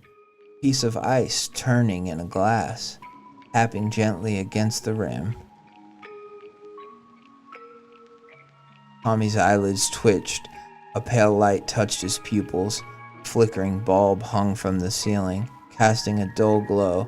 The light trembled, but seemed to shine only on him. He exhaled, slowly, lifted his head. His throat was dry. A strange unease stirred in his chest. Something unnamed, something misplaced, something wrong. The ice in his glass had just started to melt. His drink was untouched. He looked around. Everything was ordinary, but at the same time familiar. He just didn't know from where. As if he'd sat here before. Held this same glass, felt this same silence, this same light. Maybe a dream? Or a scene he couldn't quite remember? Another flicker. One of the corner lamps blinked softly. Two men were playing cards at the back table. The bartender adjusted the ice bucket with metal tongs. The radio whispered an old jazz tune. His eyes landed on the clock on the far wall. It was almost 2. The second hand moved forward. He reached for the glass. His fingers trembled slightly. Outside, a storm raged. Rain tapped against the windows. Steady, relentless. It felt like he had been here before, like he had lifted the same glass before, like he'd never left. The end. Interesting. Okay, fun. So here, I'll read this author's note too real quick. I hope you enjoyed my work. If you did, please feel free to follow me. Any and all criticism is welcomed and very much needed. Thanks for your time. Of course, you're welcome. I enjoyed reading this, first of all, for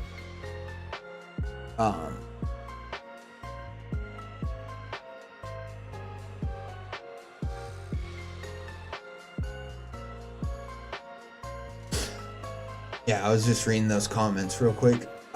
For a first story, this is strong. This has a lot of strong descriptions, strong kind of lines. Like at the beginning and the end, I felt like the tone of him being strangled, and like the pacing of that, and the way it went from like, even the way I read it, it was like really fast, Tommy flailed and all that stuff, and then it was like all of a sudden these slow, short little bursts of words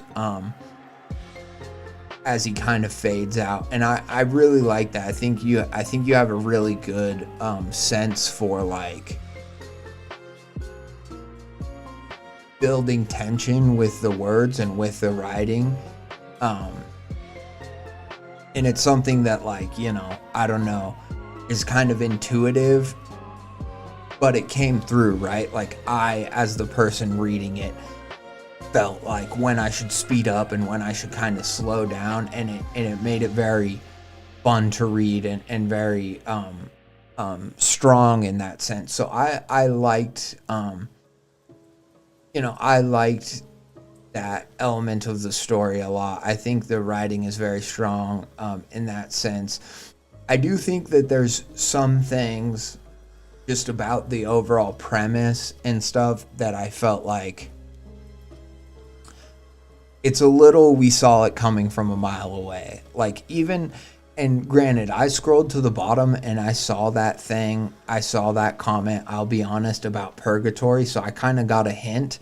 But even from these first lines at the top, it's like we pretty much clue us in right away to sometimes people get stuck somewhere in time. Hours pass. The world seems like it's already stopped. The second hand on your watch keeps ticking. The ice in your drink. I almost wonder if it should be like the ice in your drink melts anyway instead of away. But either is fine. But this idea that like yes, time keeps passing, your watch keeps ticking, but the ice in your or maybe like something about how, I don't know, maybe not the ice in your drink melts anyway, but like, you know, you see the seconds on your watch ticking, and in the span of 5 seconds or something like that, the ice in your drink melts anyway. That's kind of what I mean by that. But even from the way you wrote it here, it's very clear to us that like this is gonna be some sort of out of time, surrealist, kind of nightmare-esque story, dream, right? We very quickly are kind of clued in, and that's not necessarily wrong, that you want us to clue in to the surrealness. You want your readers to know that. But I do feel like it took some of the mystery out of it. Like things were too, I was too aware, and maybe it was because I got spoiled that it was about purgatory, at least in terms of like the comment and stuff. But I do feel like maybe you didn't have to fully show your hand. Like maybe the story could have even just started with, it was one of those nights for Tommy. He slouched in the bar stool under a dim yellow. Because if we start there, it's not at least spelled out for us right away that Tommy is stuck in time, where literally that's what we get. This is a time loop story. Yes, it's a purgatory, but it also is a time loop story. And so we get kind of immediately stuck, or have that kind of spelled out for us. And I don't know if it fully serves the story to have it kind of spelled out for us that way. And then having said that, like, I don't know, purgatory ideas are fun. They're interesting. But I don't know, in some ways, this was kind of generic. And I don't mean that and to sound like mean or whatever, but it's like, yeah, the guy who's drunk is stuck in a bar, and I don't know, like I've heard, like I remember there's this part on The Sopranos where Christopher, he gets shot, right? He's like the young mob guy who's like, one of Tony's underlings, but is, I don't know, he's an interesting character, but basically there's a point where he almost dies, and he's like, no, I was in hell, bro. I was in hell. We were all at a bar, and there were all these like dead, other dead some of them living, some of them already dead mobsters there. And he's like, and it was hot, or maybe he didn't say it was hot, but he's like, we were in this bar, and Tony was the bouncer, and yada yada, and basically like it comes to a point where Paulie, like one of the other wise guys, is talking to him, and he's like, that's purgatory. That ain't hell. Hell is hot and all that stuff. And and that's kind of what I mean about it. It's like, it's a little on the nose, or it just seems a little like expected that like a lot of people, this is their depiction of hell, right? It's a bar, it's a nightclub, it's a place of kind of like debauchery and of nighttime wiles, right? And that's not, it's not necessarily bad to have your depiction of hell be something that people have seen before. In some respects, like you want hell or purgatory to, you want it to be well known. You want it to not, maybe not be obvious, but at least make sense, right? But I don't know, just the idea of like, and this guy comes, right? Like I think this is what I mean by the premise. The premise already isn't super unique, right? And so I think within the dialogue and within like the character of the bartender and whatever, I think you have to do a few more unique things to really elevate the story, right? Like I liked the stuff about the dusty bottles and the faded writing. Like maybe you could do more with that where there's like a part where the where Tommy like orders a different type of drink and like, the bartender says something to him that like, gives the sense that like this is from a long time ago, or just I don't know, something weird. Or maybe there's more about how like Tommy asked for like um a certain type of drink, like or maybe he's tired, right? He's tired, so he asks for like a Red Bull or something. And the bartender could be like, "What do you mean Red Bull?" Or I don't know, just something. I just think there's more that could have happened when a lot of it was just like it's quiet, there's murmurs. Like, and I mentioned the stuff about the music earlier, and I like that you mentioned the soft jazz at the end. But I think maybe in the beginning there could have been something like going on with the music where I don't know, just something interesting is happening with it. Because just like that, and like maybe there's even a point where he could go up and talk to the guys who are like playing cards, like, hey, can I join in on the game? And they're like, maybe you could tie in that number of $13 with those guys, and they could be like, there's a $13 buy-in or something. And Tommy's like, what, $13? Like that's a weird number for a buy-in, something like that. And then Tommy looks in his wallet. They're like $13 buy-in, cash only. And Tommy looks in his wallet and he's like, I only got 12. And then they're like, sorry, it's lucky number 13, something like that, to kind of, because right now he just kind of comes to, realizes that he doesn't know how he got here, blah blah blah, that he's out of it, right? That he's drunk, he doesn't even know for sure what city he's in. And then just kind of the dude, Sam, just kind of comes in, right? And it's menacing. And the stuff with like, and even the smile thing, like I don't know if you needed that whole uneery smile the whole time. I think if he's just calm and whatever the whole time, I don't even know if you need all that stuff about, but there was an edge. He was he said politely, but there was a darkness to him. Like I don't even think you need all that like hinting stuff. I think you can just play that interaction kind of straight.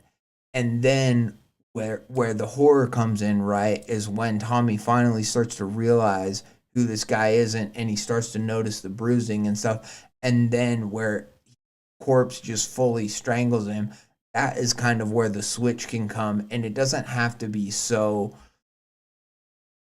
spelled out that it's like, but there was an edge to him, but his grin was creepy, but like all of that. It's like not only did I get it, but I feel like it was kind of just, it kind of was hit, I was hit over the head with, and I was like, I get it, it's eerie, you know what I mean? And so I do think there's ways to improve this story if you want to work on it. But this is also a strong story for like, and it's a good kind of beginning story because it's simple. You didn't bite off more than you could chew. You had an idea about a dude who stabbed somebody and was left in a purgatory where he's at the same bar every night, and the person he stabbed comes in and plays this game with him where he tries to get him to remember. And then once he finally does get him to remember, he strangles him. And it's this time loop scenario, right? And so that's fun. And I just think there's a few more ways you can kind of capitalize on it, right? In a very simple idea for a simple story. But like I said, it was strong, and a lot of the writing was very good, and it got me to, in the moments where it was tense and things were happening kind of fast, or things were kind of uneasy. I felt that in the writing, and in that sense, it was good, and it had a lot of good stuff that you can repeat in other stories, and that you can build on, and you can keep going. I would just say a little bit more in terms of maybe the interactions, maybe like the symbolism of the bar. Maybe you could do stuff where, the bartender's like cutting lemons and he sees a knife and the knife, is like bothering Tommy or something. Just a few more things to where that when we get to that end where things are revealed, we're like, oh, okay, we see everything in this bar is meant to torture Tommy. Because that's really what, the story's about. And other than just the guy that comes in, Sam just coming in and playing the game with him to fuck with him, it really, there isn't much. And even the bartender is just like, home isn't far away. And there's a few things like that, but I think there is a lot of room to expand on things without also like, you don't need to make the story any longer, because I feel like it's a good length, or it could be even a little bit shorter. But I think that, if you removed a few of those repetitive parts about the way that Sam's affect is unsettling, or stuff like that, and you kind of clip some of that out, and you add a few other things at the beginning and just throughout, I think there's a way to, you know, make it crazier. And then if you mentioned the jazz music earlier on, you could have some kind of representation of the jazz music, because like jazz can be very calm and mild and kind of lull you into the sense of security, or jazz can be very like fast and crazy. And so maybe like as Tommy starts to get on the right track, the music kind of starts to pick up, or there's, maybe there's some other ways to tie in so that the ambiance is more interwoven into the nature of him coming to this realization. But those are just some ideas, and they're not ideas that you have to even care about or use. It's just kind of what I was thinking about in terms of the story, and the things I liked about it and the things that I felt like were doing right and how you could have built on those. But yeah, like I said, it's a pretty kind of straightforward, simple premise, which isn't a bad thing. Um, but yeah, I just, if you're gonna do kind of a hell depiction or a time loop purgatory depiction, I think that yeah, it's got to be interesting. There's got to be cool stuff that happens. There's got to be weird stuff that doesn't make any sense until it does, and you had some of that, but it just didn't quite do enough for me to be like, this is an awesome, depiction of purgatory, or I love this. Now, granted, that doesn't mean that it was bad or that like, anything. That's not what I'm saying at all. And I hope it comes across that I believe even in this story that like what you did right is far more important than the things that you didn't do or the things that were kind of lackluster. And I think for a first story, I think it's really good, and I think you should totally continue. Um, Write more stories. Write a story with more characters. Write a story with more. This is mystery thriller, and there was a bit of a mystery to it. But I would like to see you even write a story with like like a detective, or just like, something, and it doesn't have to be that much longer, but it could just, more could happen in it, more, there could be more settings, it could not just, because this is a locked in time loop type story. And I think, oh, the writer of the story's in the chat. Hello. I have joined the stream halfway through and didn't want to comment beforehand, to not affect your flow, but I agree with all of your comments. Thank you. Yeah. And again, like it is a good it's a great first story. This is much better than like my first story or some of the stories I've written. So do not feel bad. I just think that in a purgatory, it's like anything can happen, right? Anything. And your crescendo of what happens of the guy he killed strangling him is pretty cool. I like that. Like I would keep that, or I would just build upon that. But I do think there's some more other weird symbolic things that could kind of happen, or could add to it to make that crescendo that much stronger. And that's kind of the main kind of point, or I guess through line with my commentary on this story, or my thoughts on this story, is that um yeah, there are things you could have done to make it just that much more interesting, and make it pop that much more kind of in the reader's eyes, or in the reader's memory. Because right now I'm gonna remember a story about a guy in a bar, that's kind of eerie, and I'm gonna remember that the dude. Hopefully, I'm gonna remember that the dude, who who he killed, comes in and kind of plays this sick, kind of twisted game with him, where he tries to get him to remember what he did to him, right? And the guy's kind of an alcoholic who can't remember anything really, and that's kind of what I'll remember about the story. And I think there's more you could have done with the bartender. I think there's more with maybe the other patrons in the bar, or maybe like the overall ambiance and music. I just think that there's room for improvement, right? Which is what we want here. It's the reason I read these types of stories, is it's because I want to help people improve, and I want, you know, it's great if you're already an amazing, writer that doesn't, but I am most interested in helping people who are first time writers, or helping people who are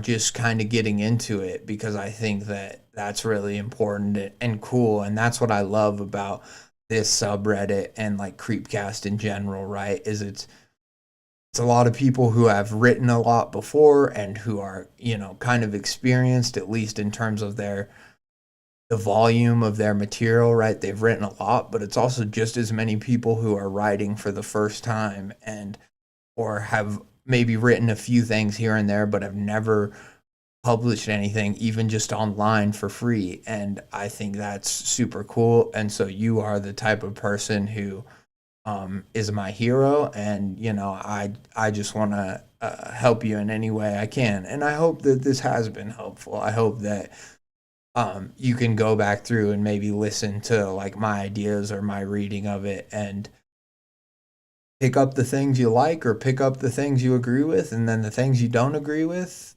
throw them to the side. Completely ignore it, because you got to follow your instincts, and you got to write what you want to write, right? Like that, I think, is ultimately the most important. And so hopefully this was helpful, and thank you so much for watching the stream.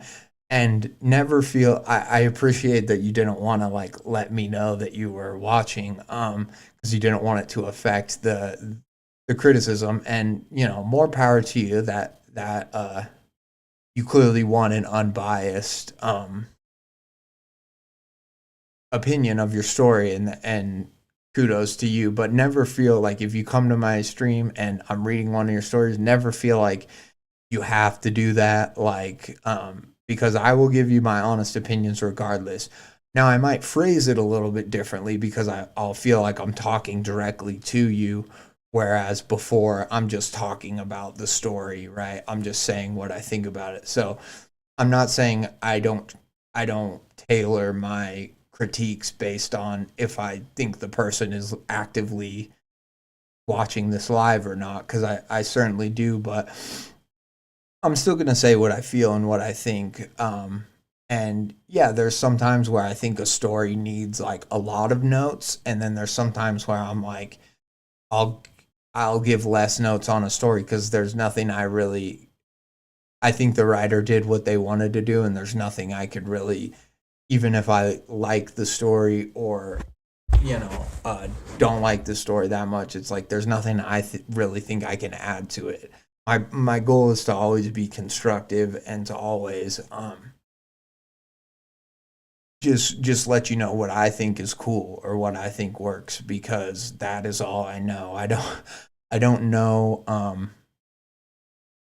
what makes a great story or how to be a killer horror writer. I don't know how to be Stephen King or what. I'm not. I would never pretend like I have the secret in that way. It's more that I can offer my opinion and my thoughts, and I hope you found them useful. And thank you.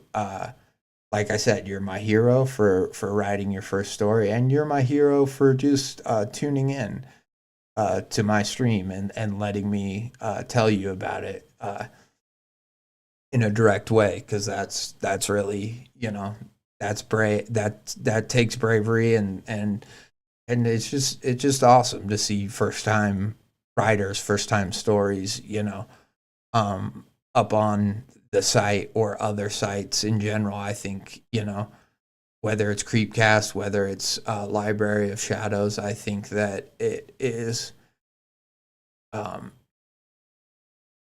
so awesome, and so important for people to have creative outlets, and to not only have creative outlets but have creative communities who can then foster and help grow those help grow those passions, because ultimately, I mean, from what I know, I mean, some people are professional writers, but most of us are not doing this because we're getting paid. We're doing this because of the love of the game, and because we want to get better and we want to help others get better. And that's certainly my motivation for doing this. So, yeah, thank you.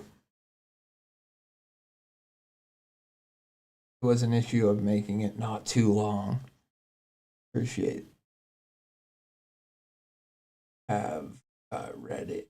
It really did help. Good, awesome. That's all I can hope for, is that I my reading and my thoughts on it are helpful.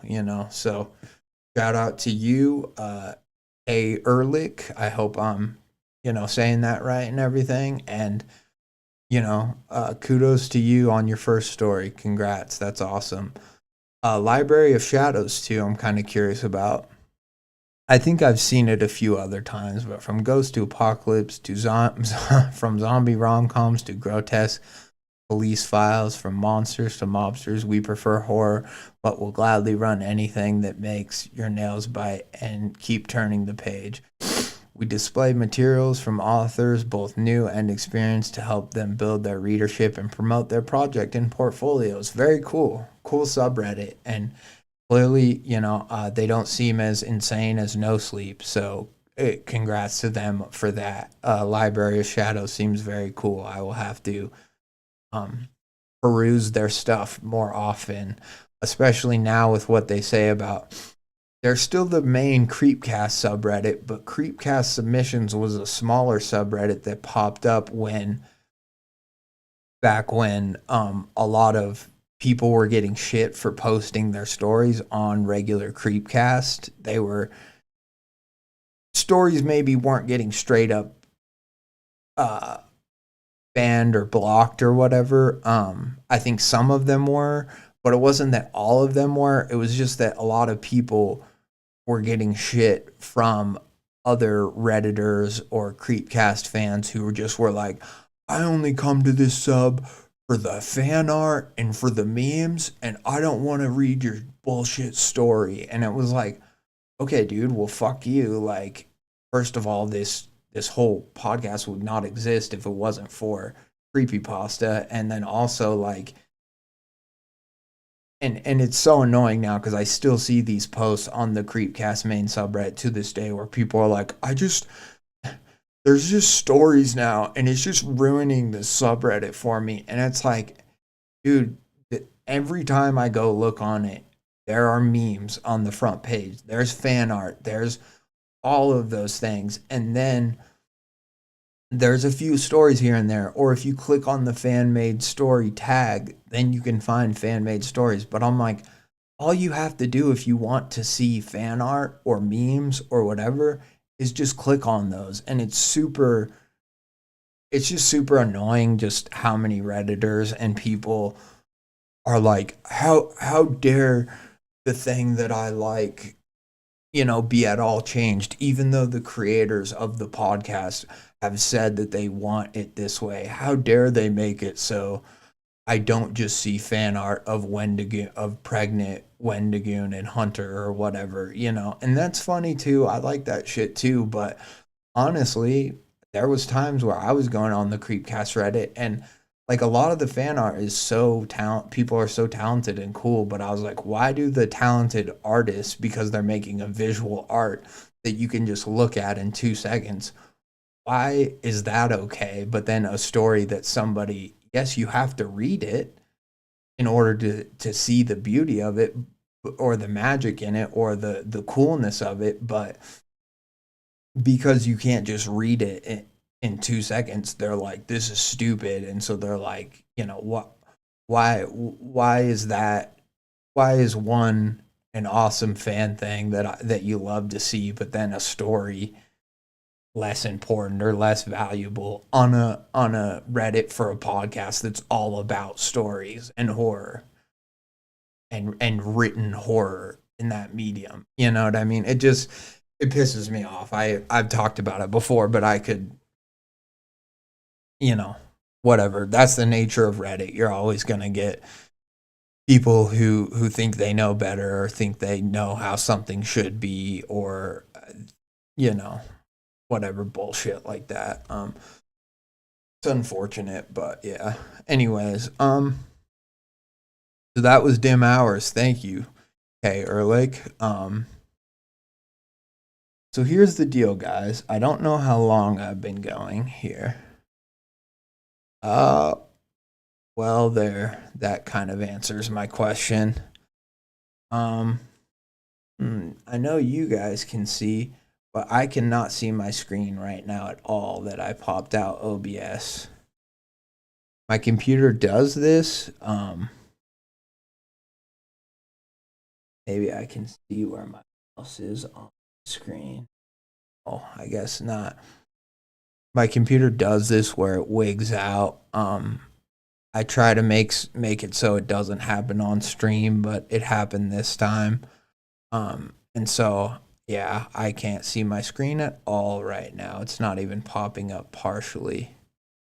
So yeah, I wanted to read more stories tonight, guys. I wanted to go a little bit longer, but I think I'm gonna have to end the stream.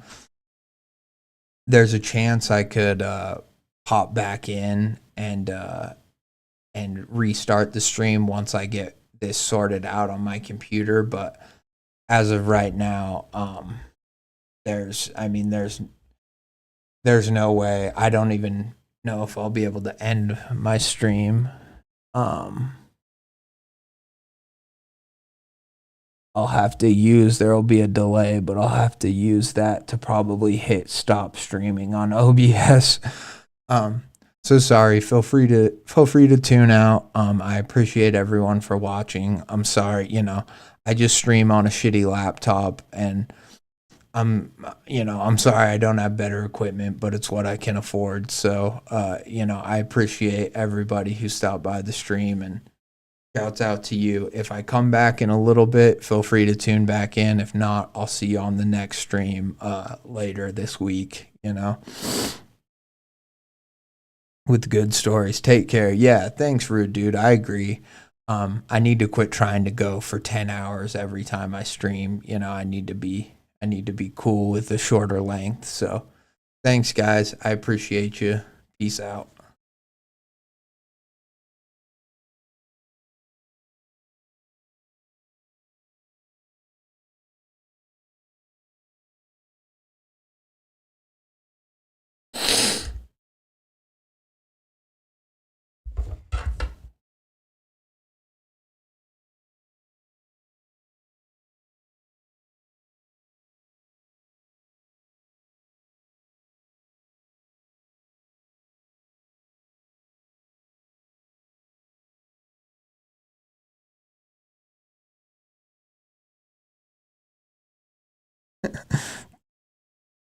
Thanks. Thanks, Ehrlich. I'll call you.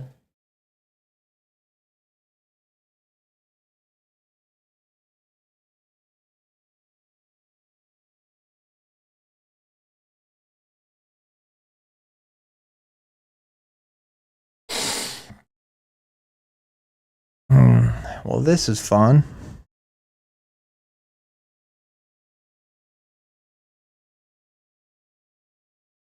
Here. Oh, I'm so close to hitting. Am I on stop stream?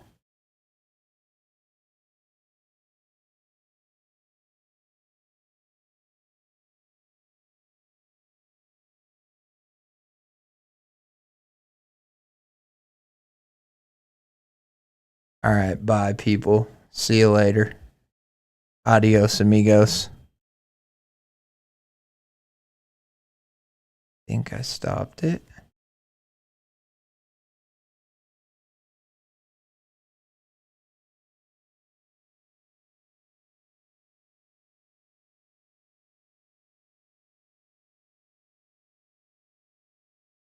Oh, fuck.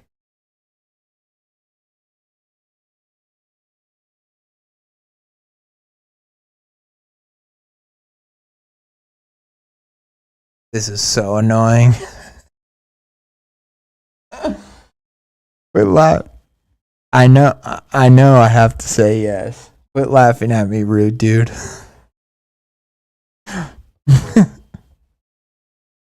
Okay, I'm close, but I'm not quite there.